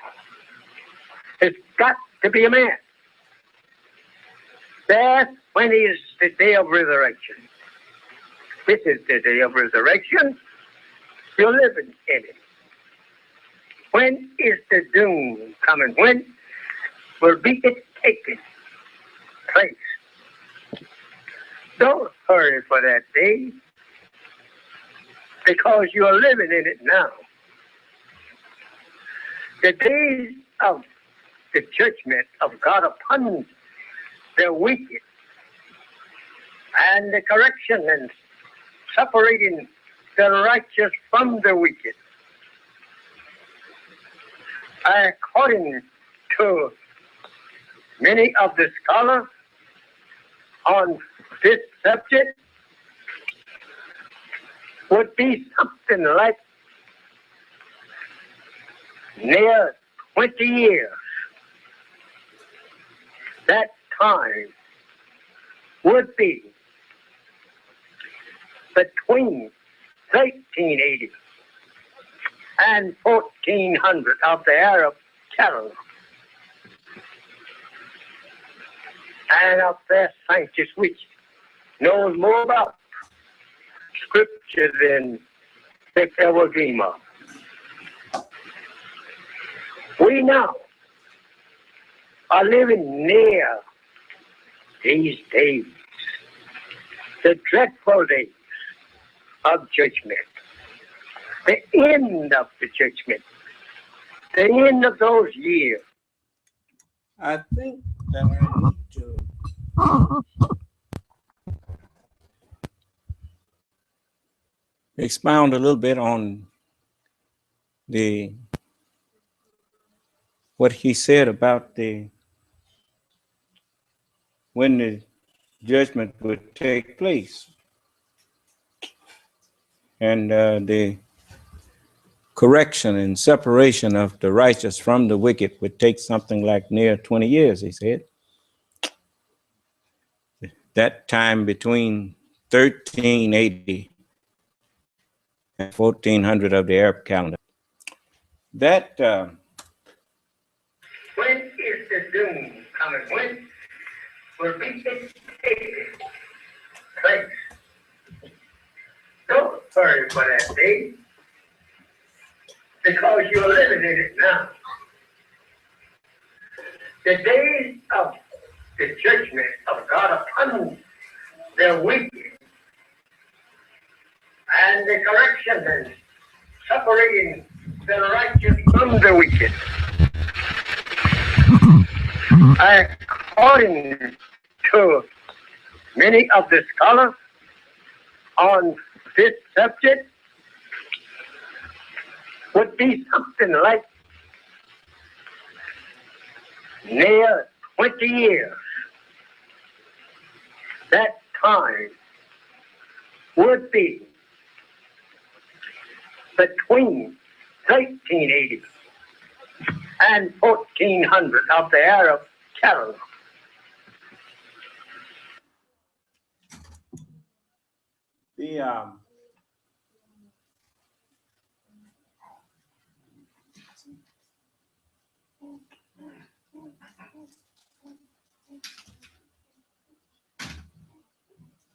I thought that I would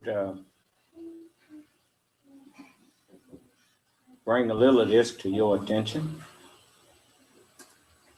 We can't hear you, son of man. Oh, excuse me. I said I thought that I would bring a little of this to your attention to help you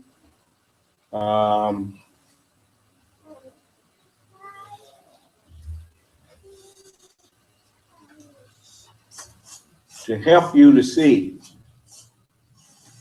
that we are not just up here saying things.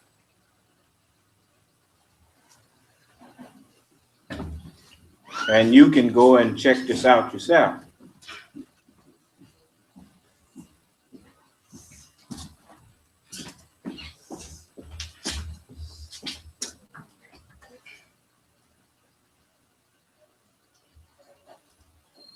Because, I like, it's not enough to just,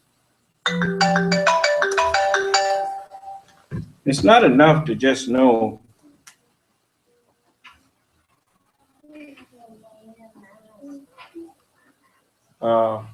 what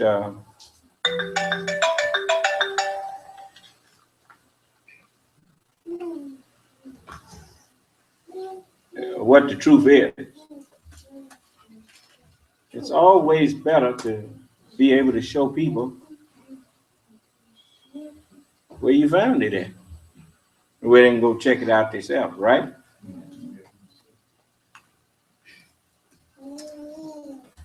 And so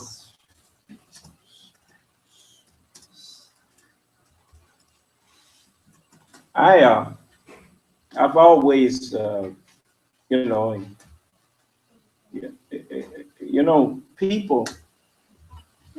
people take pride in learning, but they, when you back them into a corner,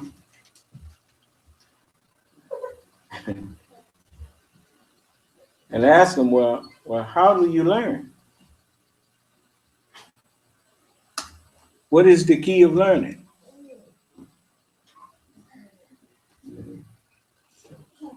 The greatest key of learning is knowing what question to ask. If you don't know what question to ask, then, you can be misled. You will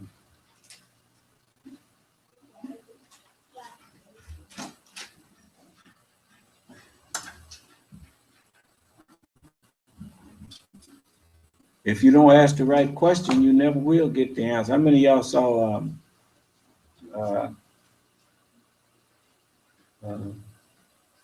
iRobot? Well, it's just like the messenger said, the white race knows God. They know the truth. You go on the line. I was trying to find it again. I had found it once. Forgot which one I went to. Let's see here. This might be it here. And as I was on there, it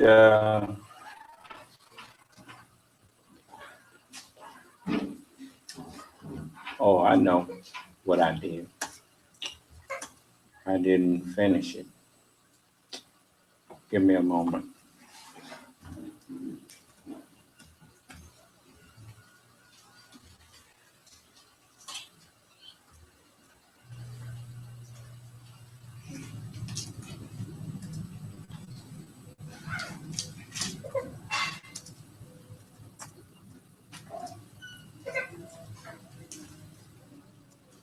And before you say that, thought you said we don't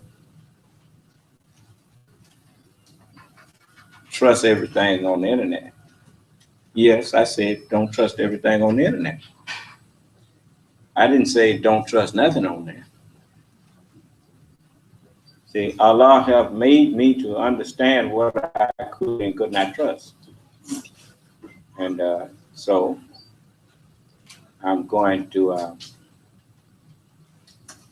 see if I can get this here, because it breaks these things down for you, which I like. I like that. When you in this language that you have here, now it tells you that that's around 1960.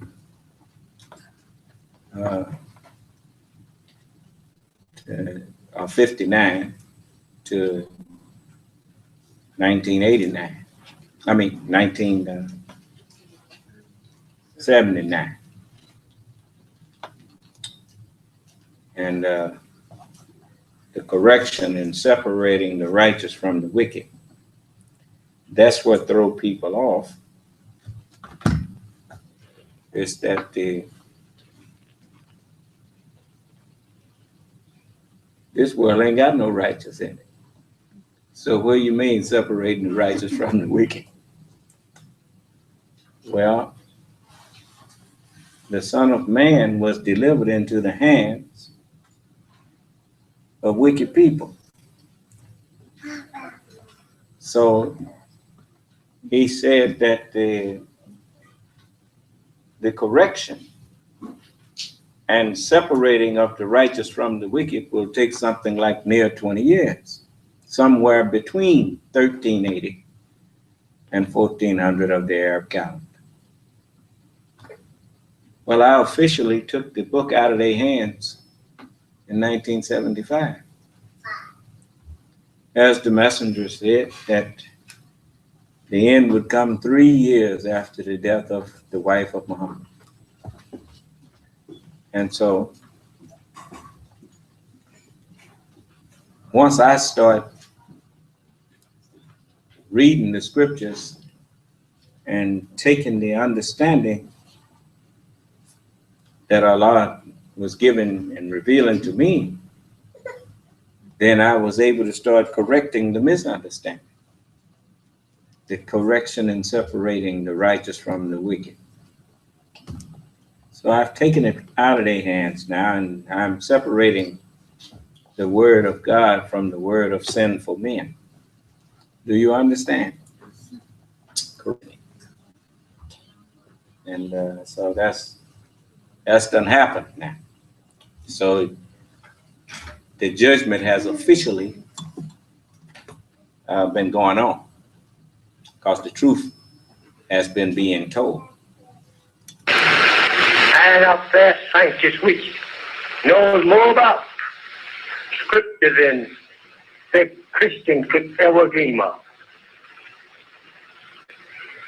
We now are living near these days, the dreadful days of judgment, the end of the judgment, the end of those years now approaches us.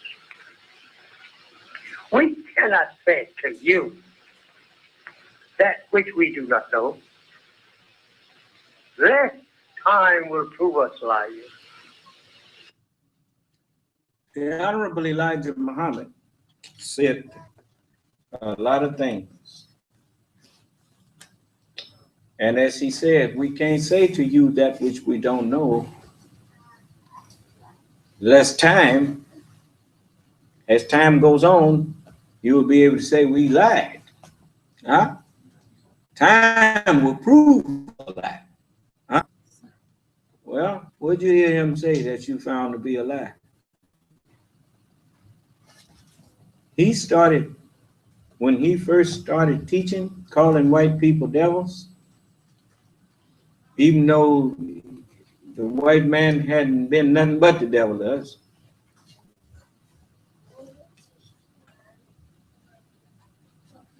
We wasn't ready to accept that.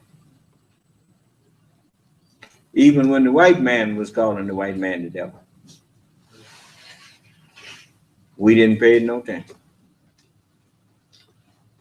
But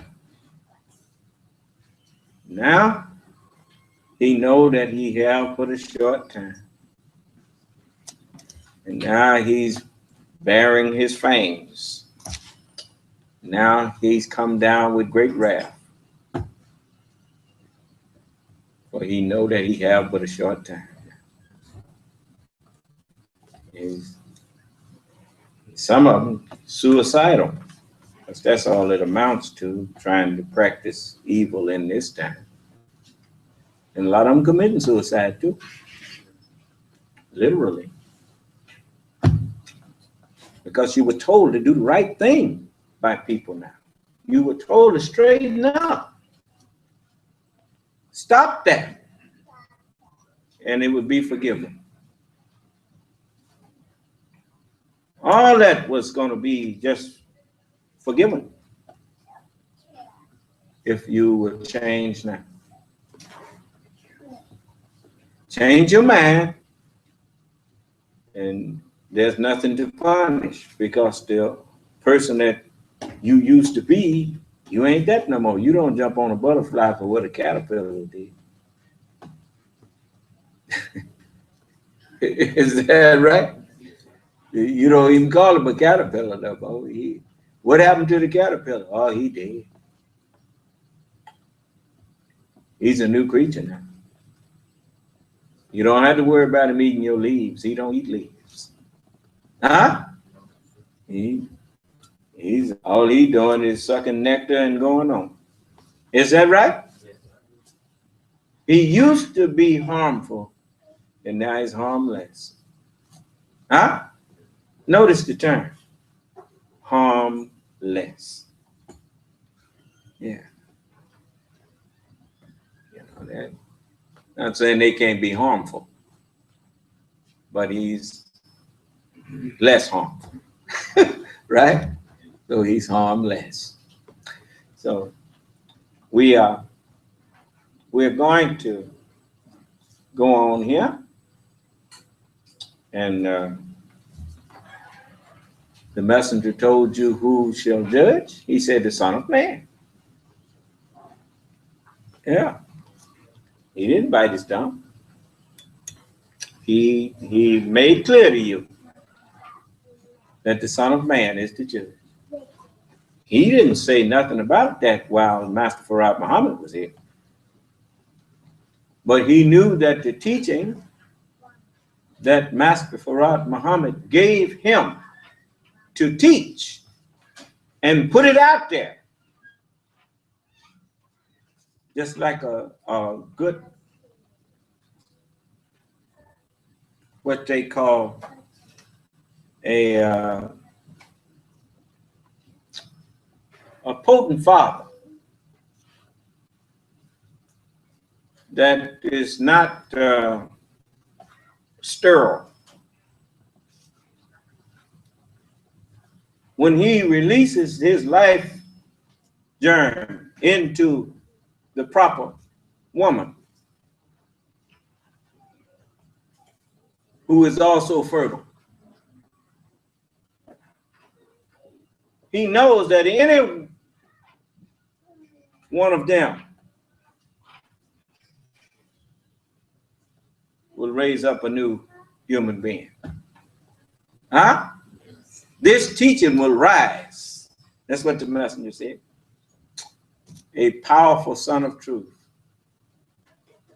and the spirit of truth from this part of our planet. And then he told you where at? He said, among us, the nation of Islam, whom God have raised up. That's what he said. Just in case you think it's going to be another one. Ain't going to be no another one. That womb was created to produce the one that the was talking about. The nation of Islam was created for that purpose, to produce the man that would be known as Son of Man. And it has happened now. And so it's been 40 years since 1975. And now the man child that the Nation of Islam gave birth to is no longer a child and is standing here talking to you. Do you understand?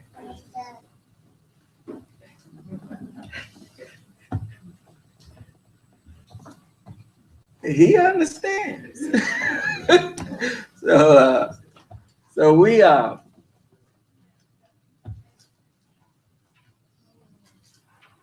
thankful to that the messenger, the Honorable Elijah Muhammad, bears witness. He left words here that he knew I would be using later. That's why he chuckled when he said that the judgment, he said, the man is so wise that he makes everything of the creation to bear him witness. Then makes you. And he chuckled, he said, and me. Bear witness that this is the judgment. He saw me using his words. He even put that in there for when he knew I would have to correct people like Minister Farrakhan and some of the other people. And a lot of these who claim to be his followers, meaning the Honorable Elijah Muhammad, claim to be his followers, would be mad at me for coming out in the public correcting him. He said, so yeah, play this for him. Where I said that we was going to make a habit of coming out in the public correcting these people so that the public don't think that we are all teaching this and backing them up and giving them this that they are saying. No, we don't agree with that, and we publicly let you know we don't agree with it. Huh? But the government agents, you know, the first one cackle, they say, is the one laid the egg. Anybody that would accuse me of being a government agent must be one themselves. Huh?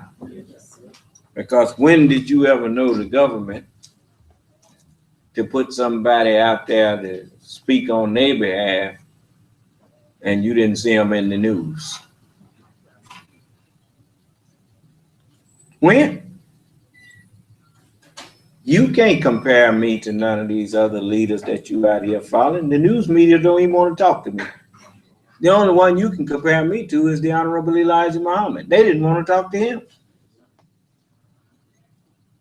Because if they know that he's going to give not only the solution, but offer them a chance to say why it won't work. So they know they can't argue with him, so they don't even bring him on there. They don't even tell you when I'm interviewing somebody and they talk about it, they don't even say the Son of Man was interviewing him. They said the new Nation of Islam was interviewing him. When they send somebody overseas, they don't say America is interviewing so and so. They tell you who it is interviewing the people. No, they know what they're doing. They say Son of Man,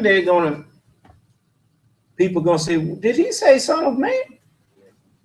I thought that was Jesus.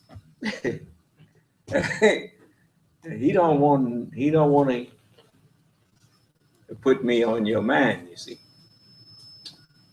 It's just like people who claim that they just a moment.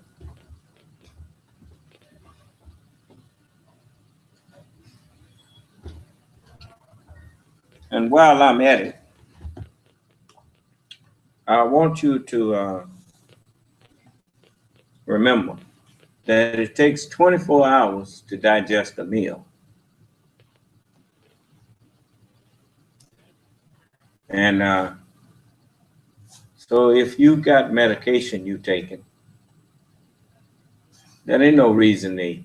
If you got to take it in the morning and you ate, say 4 o'clock the afternoon before, that meal's still down there, some of it. You ain't got to eat nothing. Just take it's there. Take your medicine and go on. You eat, if you're sick, then you should eat 1 meal a day. And if you are really low sick, then you have to eat. You have to eat when you can and when it's necessary. We don't try to get you to hurt yourself. I'm not telling you to eat 1 meal a day or 1 meal every other day to cause harm to your body. I'm trying to help you to make this body last longer so that you can be here longer. All right? Okay. Yes. They say some medications, like burns the lining of your stomach, food's down, it's not in the stomach. The stomach is out more than 24 hours, less than 24 hours. But they take a medication, they say that, it'll do something to the lining of your stomach. Well, in the, they say a lot of things.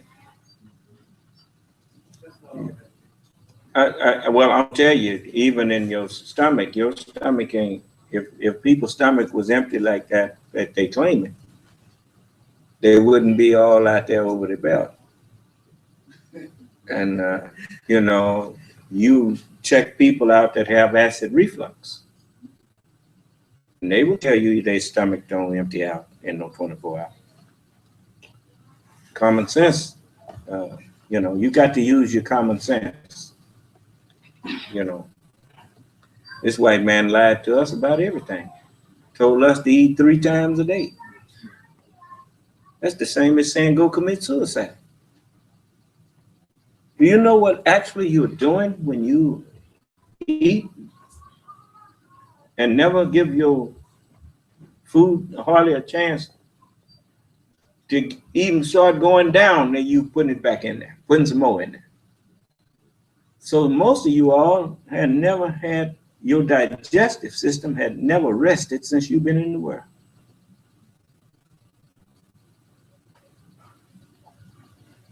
You need to be able, as the messenger taught me, I'm sharing it with y'all. It's 24 hours to completely digest them, to fully digest a meal. And so, I know white folks say different. But I'm looking at the people who follow white folks.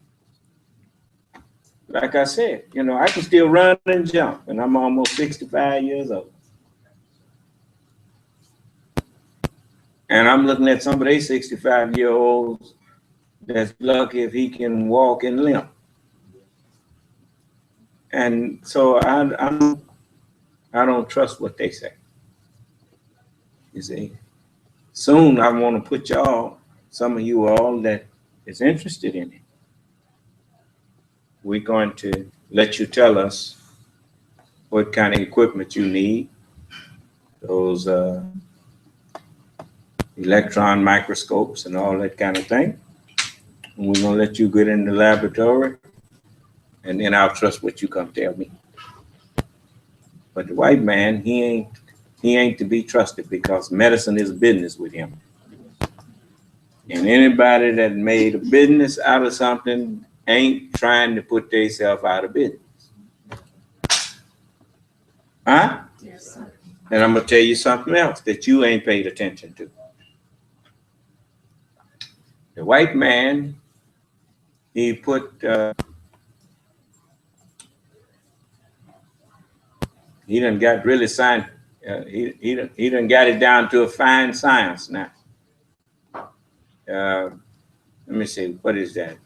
Is it Viagra? Well, name one of them that they advertising on TV if you done took it. Zoloft.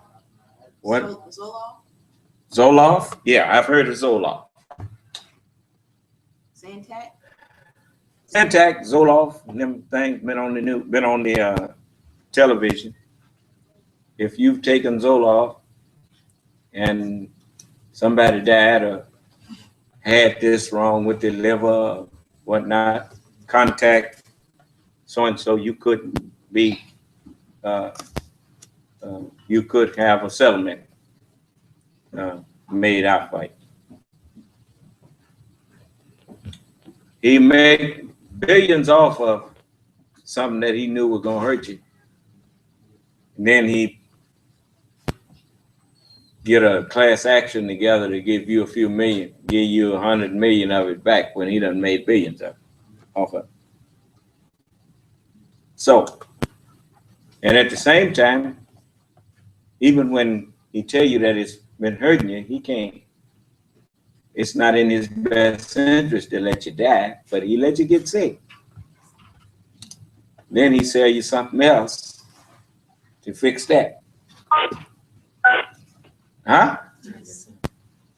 And they doing it now. You hardly ever hear about nobody, no big chemistry or chemical company getting sued no more because they get out in front of it and recall it themselves and set up a few million, you know, a couple of $100 million. We think that's lots of money. Couple of $100 million. And we said, man, that's lots of money. He don't tell you he made 4 and 5 billion off of it. And so they just keep on selling you stuff that they know ain't good for you and sue themselves before you sue them. As they were paying you off. You see, they pay you off so you don't, it's already in litigation. You can join the class action. Huh?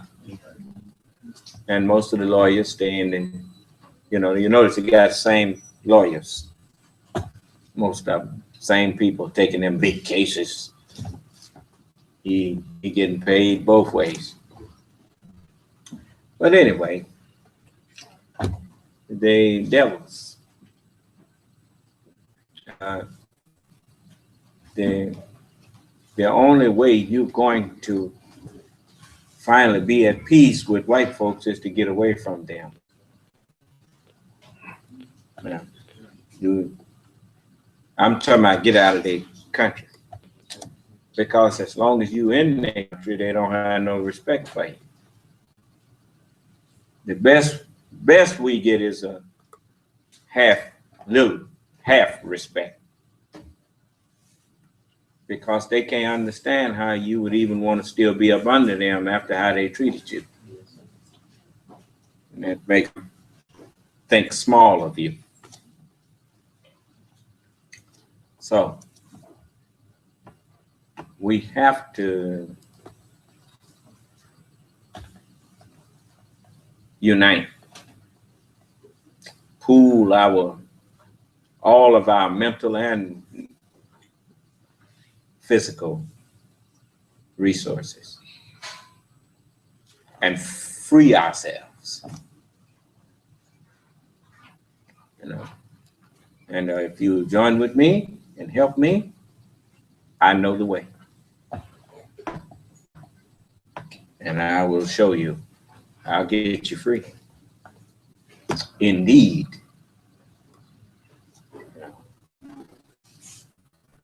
You've been giving your allegiance to the wrong people. You've been giving your resources to the wrong people.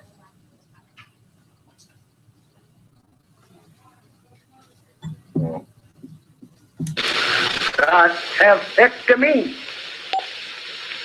that the time has long passed thee for the executing of the wicked enemy who have misled the whole world of man. They just leave out the innocent. Oh, thought I can't stay in Christ. Just 3 4 here. And it's about 4 or 5 months. And he still guides me. He still speaks to me whenever he pleases. Directly the voice comes to my ear from his mouth, like to listen to a voice from you whenever he pleases. He has taught me so many times and so many ways that he can guide me, not by word alone, and not by seeing him in person, but just by hints. And I have learned those hints of various things. And it's the same with me. Allah addressed his word to me in the scriptures. And he don't just speak to me through the scriptures. He speaks to me through television, radio, and conversations with people. Allah will speak to me right out of the mouth of you or someone else. Just everywhere I go, Allah is watchful of his servant, making clear to me by the actions of people he speaks to. He's shown me how to read the creation, and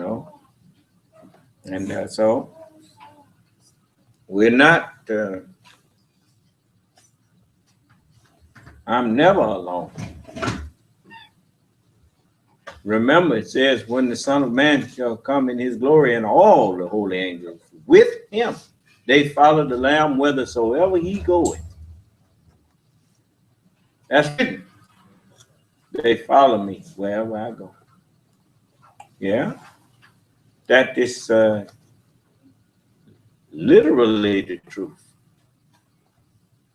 You'll notice, every time I go to Detroit, or every time I go on the air, you look forward to hearing the voice of the angels. Their words coming to you. They follow me wherever I go. You see? I speak with their words. Let me show you something. Show you how. You ever play chopsticks? It's a musical tone. Dun dun dun dun dun dun dun dun dun dun dun dun dun dun dun dun dun. That's called chopsticks. Okay. You can teach anybody how to play that. Right? Yeah. Okay. Now let me show you that. Now, let's see.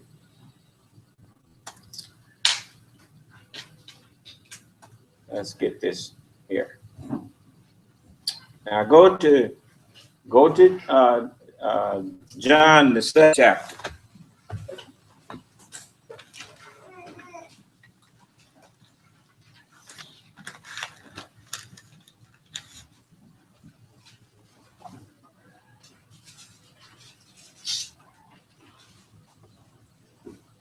Okay, now, after you got John the 7th chapter, go to the 16th verse.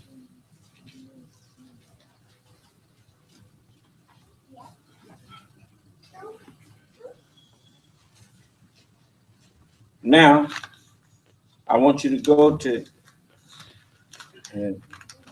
before we start reading, I want you to go to open up your book to the 12th chapter of John, and be ready to go to the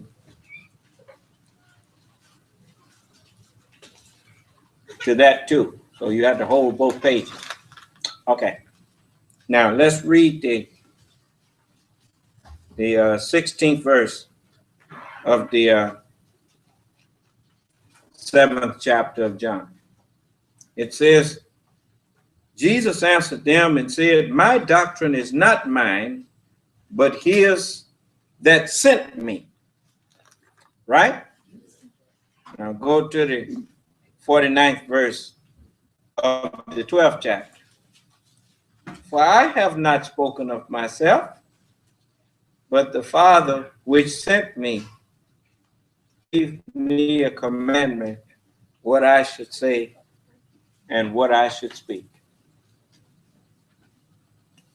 Huh? You see how I'm able to go through the book and hook up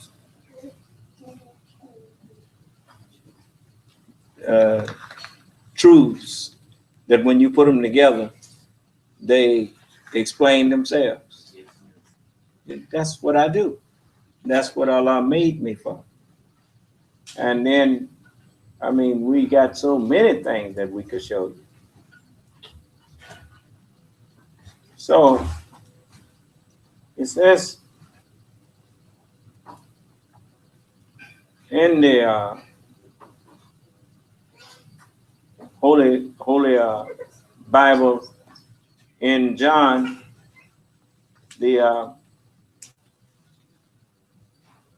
just a moment. Let me make sure we get this right. I'll show you another. In John, the 1st chapter, and go to the 12th verse. Look what it says.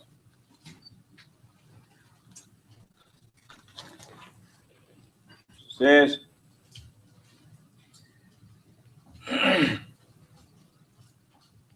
but as many as received him. You remember Jesus said in John, the 3rd chapter, he said, we testify that which we do know. And we speak that which we do know and testify that which we have seen. And you do what? Receive not our witness. But as many as received him. Is that what it said? Yes. It says, gave he power to become the sons of God. Huh? Even to them that believed on his name. You see? Well then. Did Moses know anything about the name Jesus? What about Jeremiah? Do you read him talking about Jesus? Isaiah? Do you see the name Jesus anywhere in what you call the Old Testament? But they were called the sons of God. Of course, now all of them did tell you that they believed in the word of God. They believed on his name, and his name is called the word of God. Huh? All right. And let's see here. In the Holy Quran, chapter 3, verse 81, it tells you who the believers are. It says, and when Allah made a covenant that he promised Abraham through the prophets, who was Abraham's seed, he said to them, certainly, says, what I have given you a book and wisdom. Then a messenger of the book will come to you, verifying that which I sent you with. You shall believe in him, and you shall aid him. Is that what he said, John? Do you affirm and accept my contract in this matter? They said, right on. Is that right? And he said, well, then bear witness. And I too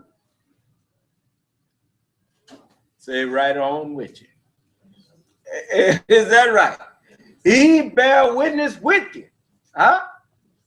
And I too am of the bearers of witness with you. Huh? And the Son of Man shall come in his glory and all the holy angels with him. And Allah said, and I too am of the bearers of witness with you. Why? Because wherever they are, he is.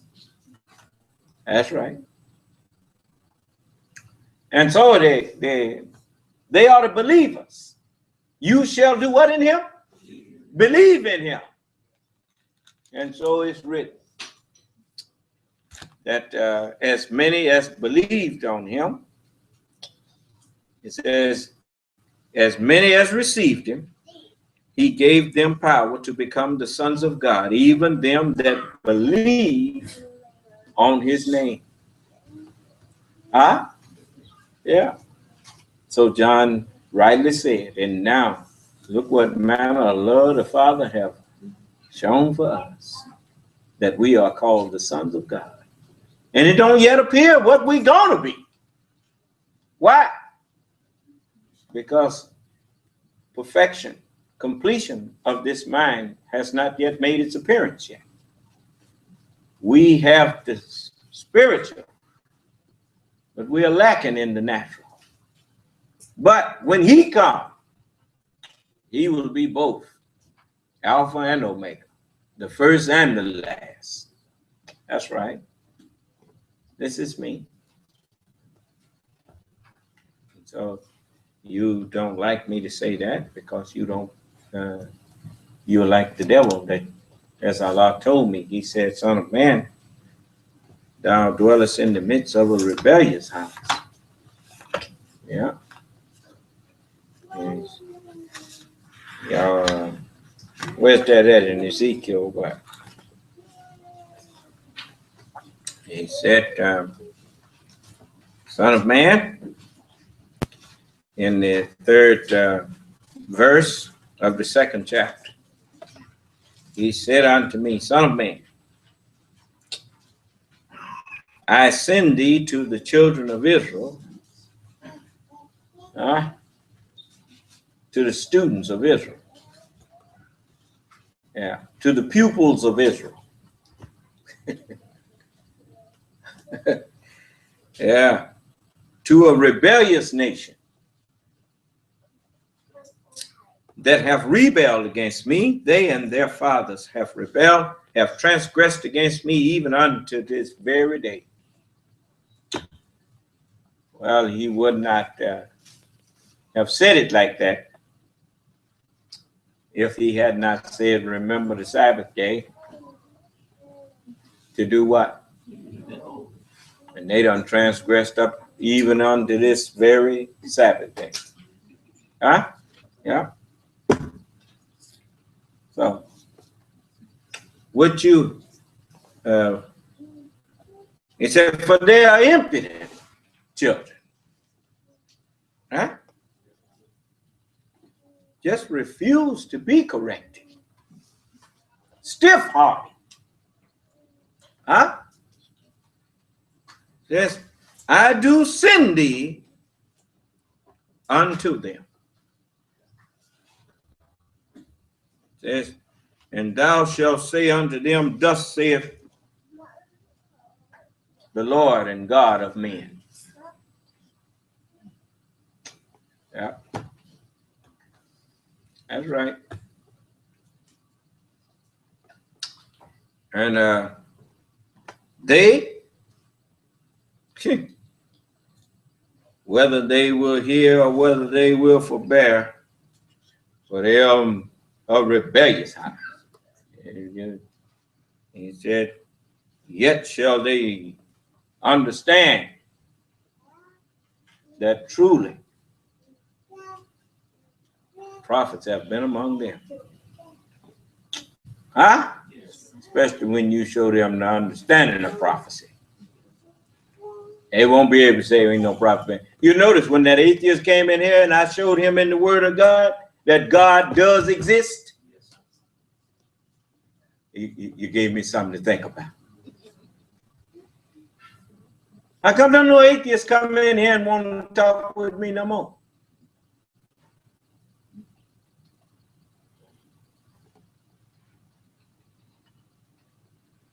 Boy, you's in a whole heap of trouble. That starts with T. That stands for truth. And that's here with me.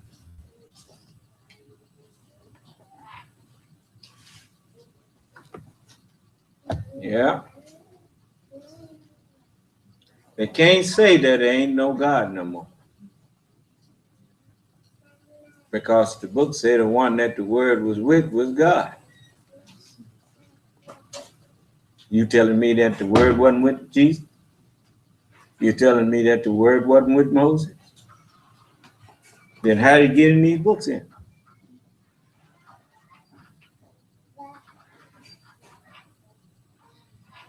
Then he get quiet. He want me to come in here and regurgitate back to him what he lied to me about and start looking up. And when I told him I don't believe in no God up there like you, I don't believe in that. My God is the truth, which makes me truth for everybody. You know, everybody got a God.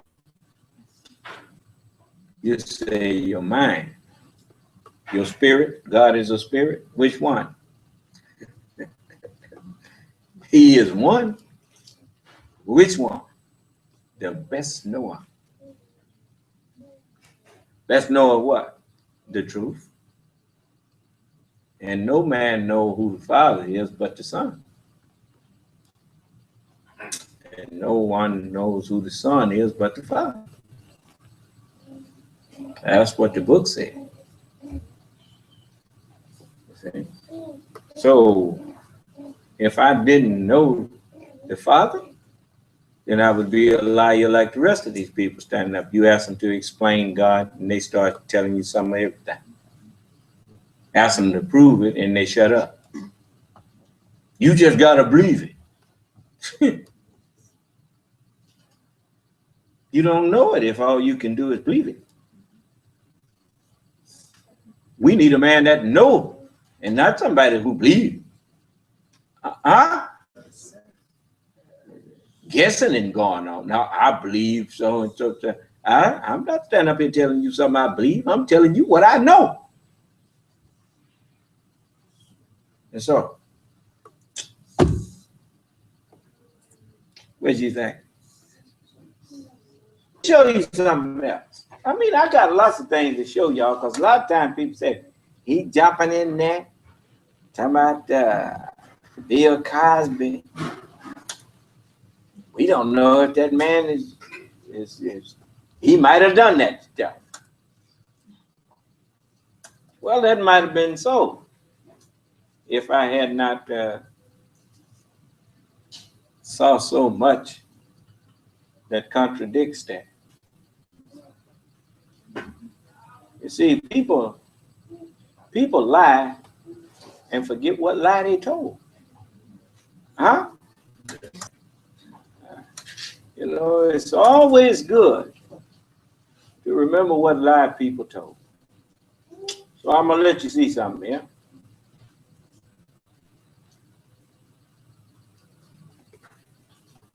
Let me put my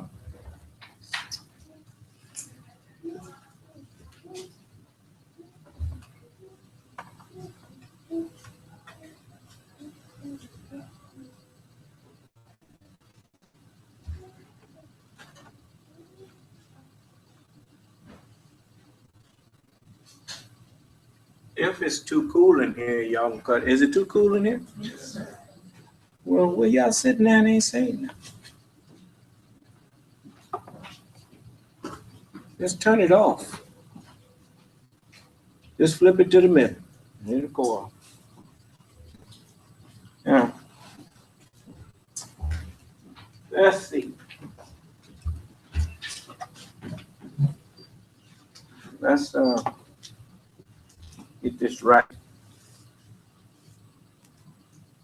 If it pleases Allah, we'll be able to. I want you to see this. People forget what they said and all that stuff. Let's see.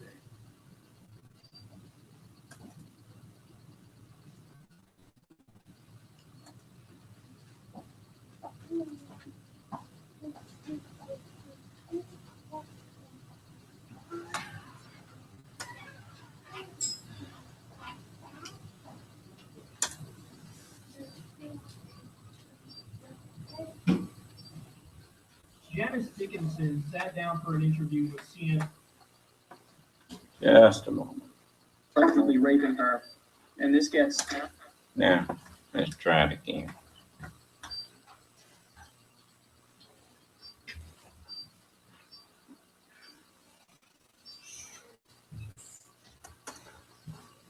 Janice Dickinson sat down for an interview with CNN about Bill Cosby allegedly raping her. And this gets tense and it gets emotional. Let's watch. What has held you back all these years from telling this story in detail until now? Being humiliated, disgusted. I had revulsion towards Cosby. Cosby was a very powerful man and probably still is. You know, I trusted this man and I stuffed it, analyzed it because I was embarrassed. And at what point did you find yourself alone with Mr. Cosby? You trusted him, but then things went a different direction in your view. Stu Gardner left the dinner table. I was alone with him and I had menstrual cramps. I had stomach cramps. He said, "Oh, I've got something for that." And he gave me a pill. And did you ask what it was? I don't remember that. I don't remember. But if he's giving me a pill, I trust the guy. I trusted Bill Cosby, so he gave me. Why did you feel like you trusted him? Because of his demeanor and the promise of a career. And, you know, I trusted him. I wanted a television career. I always had a successful career. For commercials, I wanted to take it to the next level. And at the same time, though, you were telling me you're in rehab. You were still very fragile. He offered you wine. That wasn't on your view, but now he offers you. You still trust him? It was red wine, it was a pill. And then when I started to black out, I had a Polaroid camera on me. That's when I took several photographs with a Polaroid. I had one of the first Polaroid cameras. And, you know, I just remember shooting these pictures and having them on me in my room the next morning when I woke up. The last thing I remember, I had blacked out and Cosby mounting me. Now let's see here. She say she took some of them as she was about to pass out. And he let her keep them. When she woke up, she had the picture still. It shows a picture of him looking like he's just sitting there posing on the phone, and like somebody asked him, could they take a picture of him, and he let her. Huh? All right. Now let's go a little bit further, because she really gonna get kind of raw with it in a minute. Just a moment. Let's see some more. Like the monster that he was, and I was thinking, what the heck? And I just remember passing out, but I remember more specifically waking up and that there was a lot of pain in downstairs. There was semen all over me, and that my pajamas bottoms were off, and the top was open. And I, at that point, fight or flight, I just packed up and I got the hell out of there. What do you want from Bill Cosby right now? What do you need to hear from him? What does he need to do? I would like Cosby to come out and at least acknowledge that he is a pig, that he is a monster, and he has raped me. Thank you, Janice Dickinson. Thank you. Pleasure. Ms. Frederick. Thank you, CNN. All right. Thank you. Oh man, Academy Award time. Is that right? Let's see. Look at her. She crying. I don't see no water, but she sure got all of the other movements right. Let's see.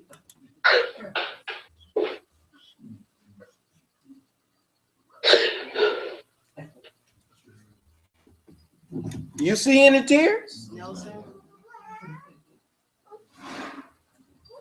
I'm sorry. Just apologize. This, you know. I don't know how to process It's very- this. I do not know how to process these emotions. You know? Don't know how to process these emotions. Let's see here. Where's this other one here? Might be this one. I got to find some of these things. And then we'll see.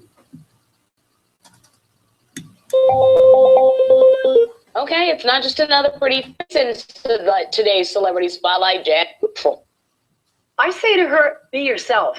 I say to her, feel good inside. I tell her that it's not about, I felt bad for today, earlier about cover of the People magazine with Jennifer Love Hewitt, and said she's not what you think she is. She's a healthy girl now. Tyra, she's fat. I said that. It was flippant, and I take it back now. I wish to God I was as fat as Tyra. I took it back. And I'm taking it back here. Right. So, Tyra, you're not fat. You're just you. That's what I tell Savannah. And she's a pretty fabulous, huh? She is fabulous. When I had a horrible body image because I was flat-chested. My father was a pedophile. He used to be, because I wouldn't have sex with him. So I was. Man. It was a pedophile. He used to. I suppose she trusted her father, didn't she? Why she ain't crying and having trouble processing it? What do you think?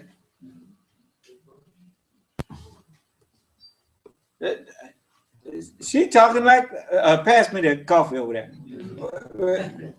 Is that right? I mean, she got on there talking about something that Bill Cosby supposedly did to her. What about her daddy? Just a moment. Let's go back to. Beat me on a daily basis because I wouldn't have sex with him. So I was really tough in my household. God. That doesn't happen in our household. Obviously, and thank God for that. She is the most, I think, fair.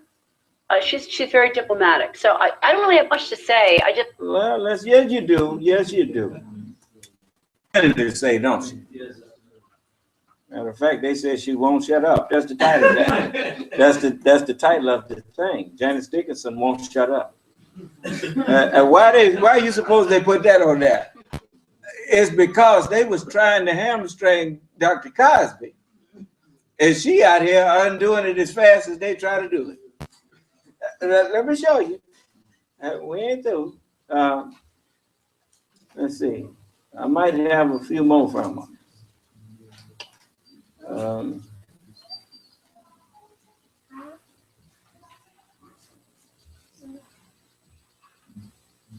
There's so many things that that's in here. I'm trying to find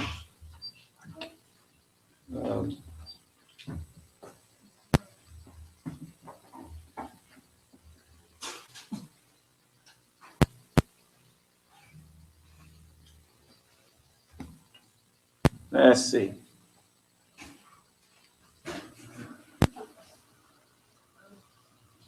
Just give me a moment.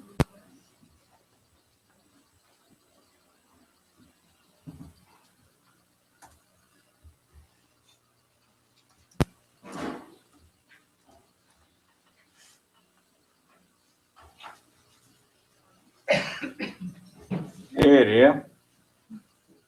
I guess I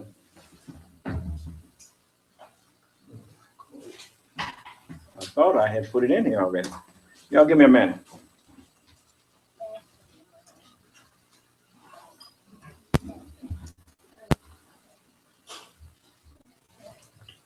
Well, I could put it over there if I didn't.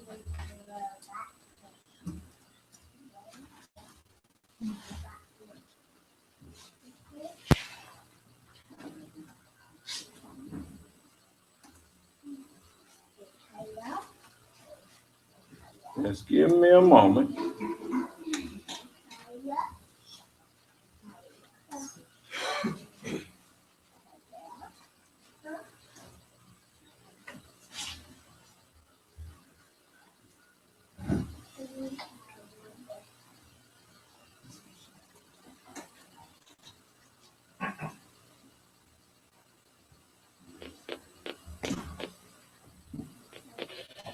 Okay.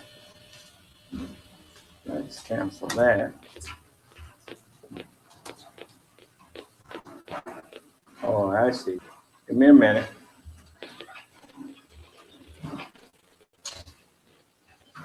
Here it is. Today in Christina's court. I became an alcoholic due to basically how I met Janice was, saw the opening for the show and sent in my tape, went down there, met everybody. But you had prior success before you got on. Yeah, I did some modeling back and forth between Reno and LA before I actually moved down to Los Angeles, at which point, I got on the show and everything like that. But you're here today suing Ms. Dickinson. I'm here today, yes. For something, for defamation of my defamation, because she has defamed you, because she has called you an alcoholic on the show. Is that true? More than one time. And I know this is very serious for you, this issue. Extremely. Because I know all of your books. I'm I've an read them. alcoholic. That's why this is important, isn't it? Yes. Because you understand drug abuse. I do. You understand alcohol abuse. Yes, ma'am. You understand the pros and cons. You've been, as you say in your Been there, books, done that.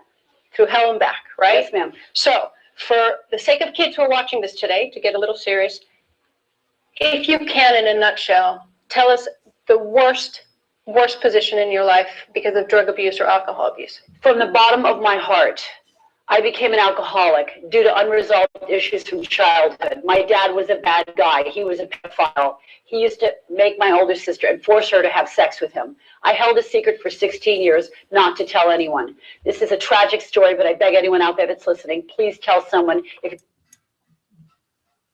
Do she look like she about to break down?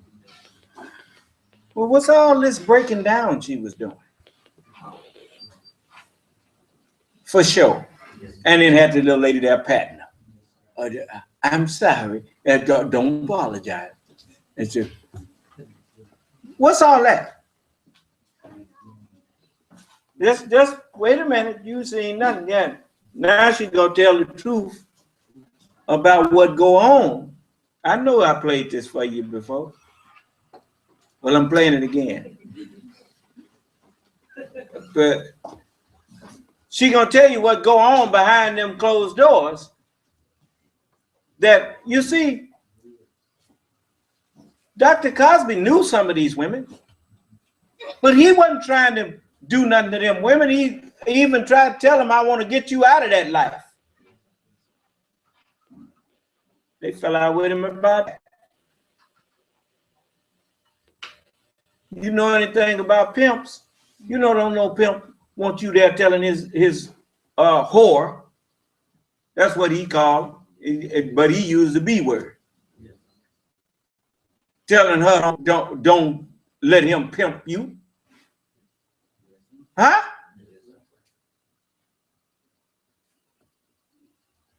Man, you be surprised the stuff go on in Hollywood. You just don't know. She about to tell you. You're having problems out there with a neighbor, a father, a mother, a sister, a brother. I became a model in the late 70s and went to New York City with $14 in my pocket.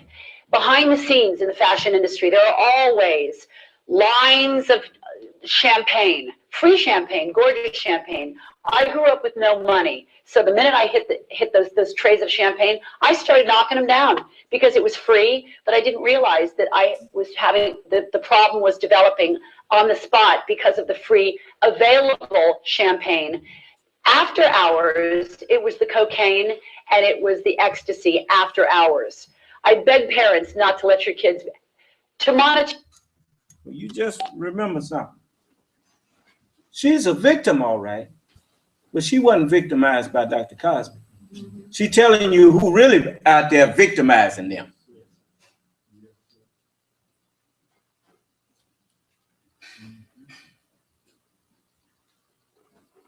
Went there with $14 in her pocket. Just about like they wanted to find her.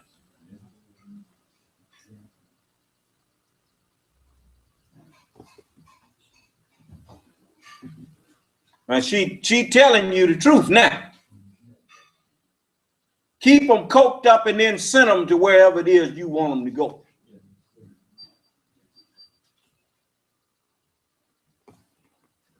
To your children and not let that happen to me. What's the worst situation you think you put yourself in because of this abuse? Humiliation of myself, losing clients, lying to people, lying to myself. But I didn't realize I had the problem until I went to rehab in 1980. Using clients. How? In whatever way her handlers told her to. She just as much a victim as the ones she victimizing.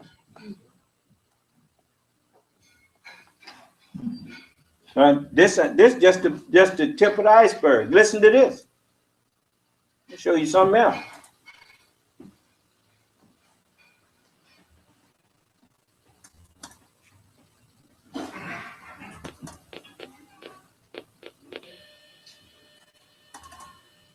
Yeah, you're so spoiled. When I walked in the house, I didn't include you. I want to eat, sleep, shit, and walk.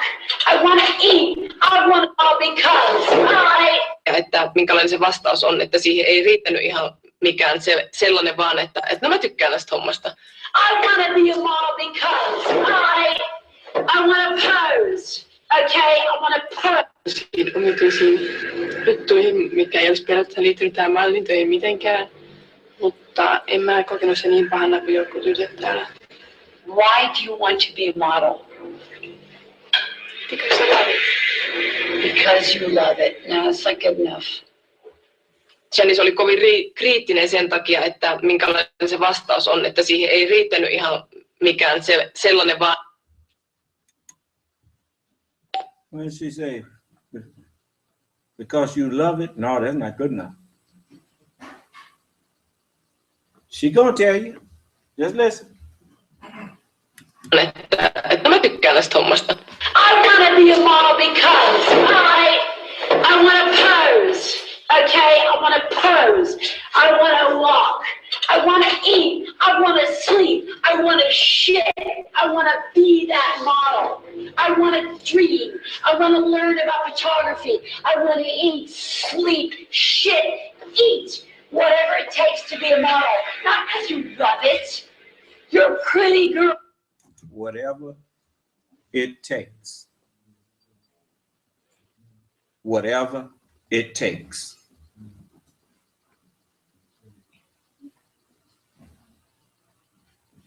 Can you imagine sending your daughter off to that?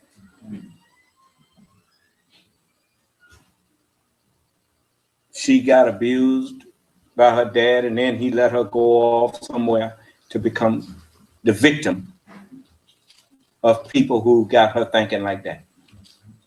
What are you willing to do to be a model? You got to be willing to do anything.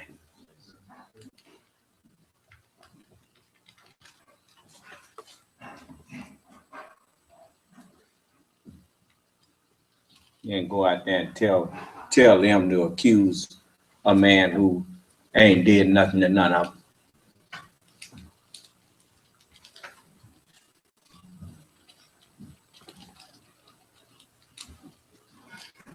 You can go online and find this. It's right there.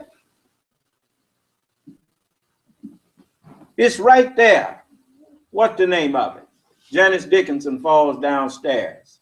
Asks girls why they want to be a model.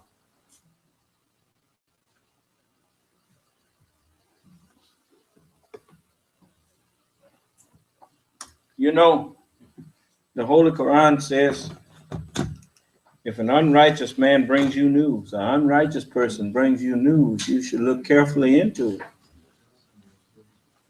lest you harm a people, and then be sorry for what you did. Not only they done murdered the man's son, now they want to murder the man's reputation.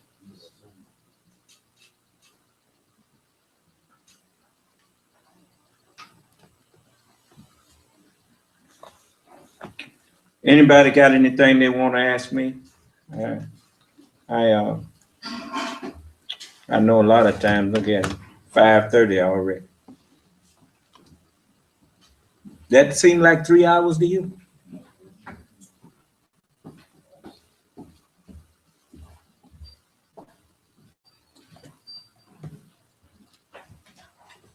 It would be in a day when you think you tarried but a short while. Anybody got anything they want to ask me? Unmute your phone and ask. Can you hear me, son of man? Yes, I hear you now. Oh man, assalamu alaikum. Wa alaikum assalam. Ken, why Paul said he died daily after you mentioned die not unless you're a Muslim? Well, the reason Paul said he died daily was because the death of the Muslim is, you notice, we say, surely my prayers, my sacrifices, my life, the lifestyle that I choose to live, and my death, the stuff that I choose to stop doing, is all for love of Allah and for my desire to conform, or I should say to be transformed into the creature that Allah wants me to be, and not the creature that the world has had me conforming to be with them. So as we, you notice, as a baby has been dying every day since it was conceived. It started off as a clot in the womb of its mother. The clot died and became a blastocyst. The blastocyst died and became an embryo or a lump of flesh. That's, now you done went from sperm and ovum to flesh. The thing, a transformation has taken place. And so complete in make and incomplete. Then the embryo begins to form inside of its, in that embryo, bones and all of the different parts of the body, and the fetus grows until it reaches a certain time, steady changing, steady dying, and becoming something different. And until the baby comes forth, and then the baby begins to grow to maturity, dying daily, changing daily. Death is actually change. When a thing dies, the material that that thing is made out of is still existing. It still exists, but it is changing its form now. For they say ashes to ashes, dust to dust, everything goes back to another form. But that material that you was made out of, the material that every human being was made out of, that material is just being used over and over again in other creations. So we call that death. So as we change, we die. And die not, change not, unless it is something that Allah has ordered for you to do.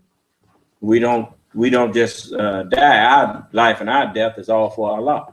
So when Paul said he died daily, he was letting you know that he was changing daily, changing into whatever Allah wanted him to be. Do you understand? All right. Any more questions?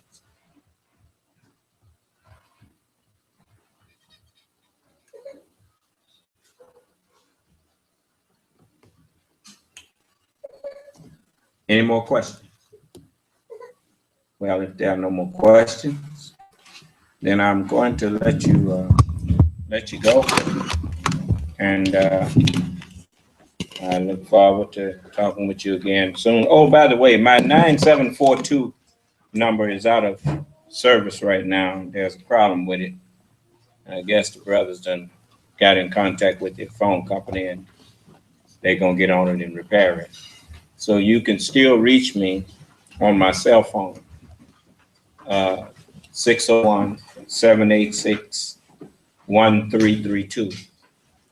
Again, that's 601-786-1332. And you can reach me on that number. I should have transferred my call, while I was able. I should have transferred it to my cell phone, then I could still get calls on both of them. But not working now. So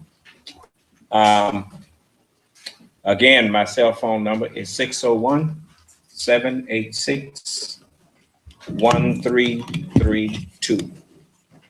And you can reach me on that number. And look, I have plans that I want to do for you. And if you not yet accepted to come all the way in, but you're willing to give me a try to see if I will do or is capable of delivering what I'm claiming, then I need you to call me and let me know. And when I get 100 people, we will have a little meeting. And I'll tell you what we're going to do. And you will be glad. So, understand something. You're going to need a job. We can't do nothing if you ain't got, know that you need to work. I'm just going to show you what you can do. And it don't depend on what the government is doing for you. You have the ability to do whatever you need to do yourself. And I'll show you. And it won't hurt you. All it's going to do is help you. So,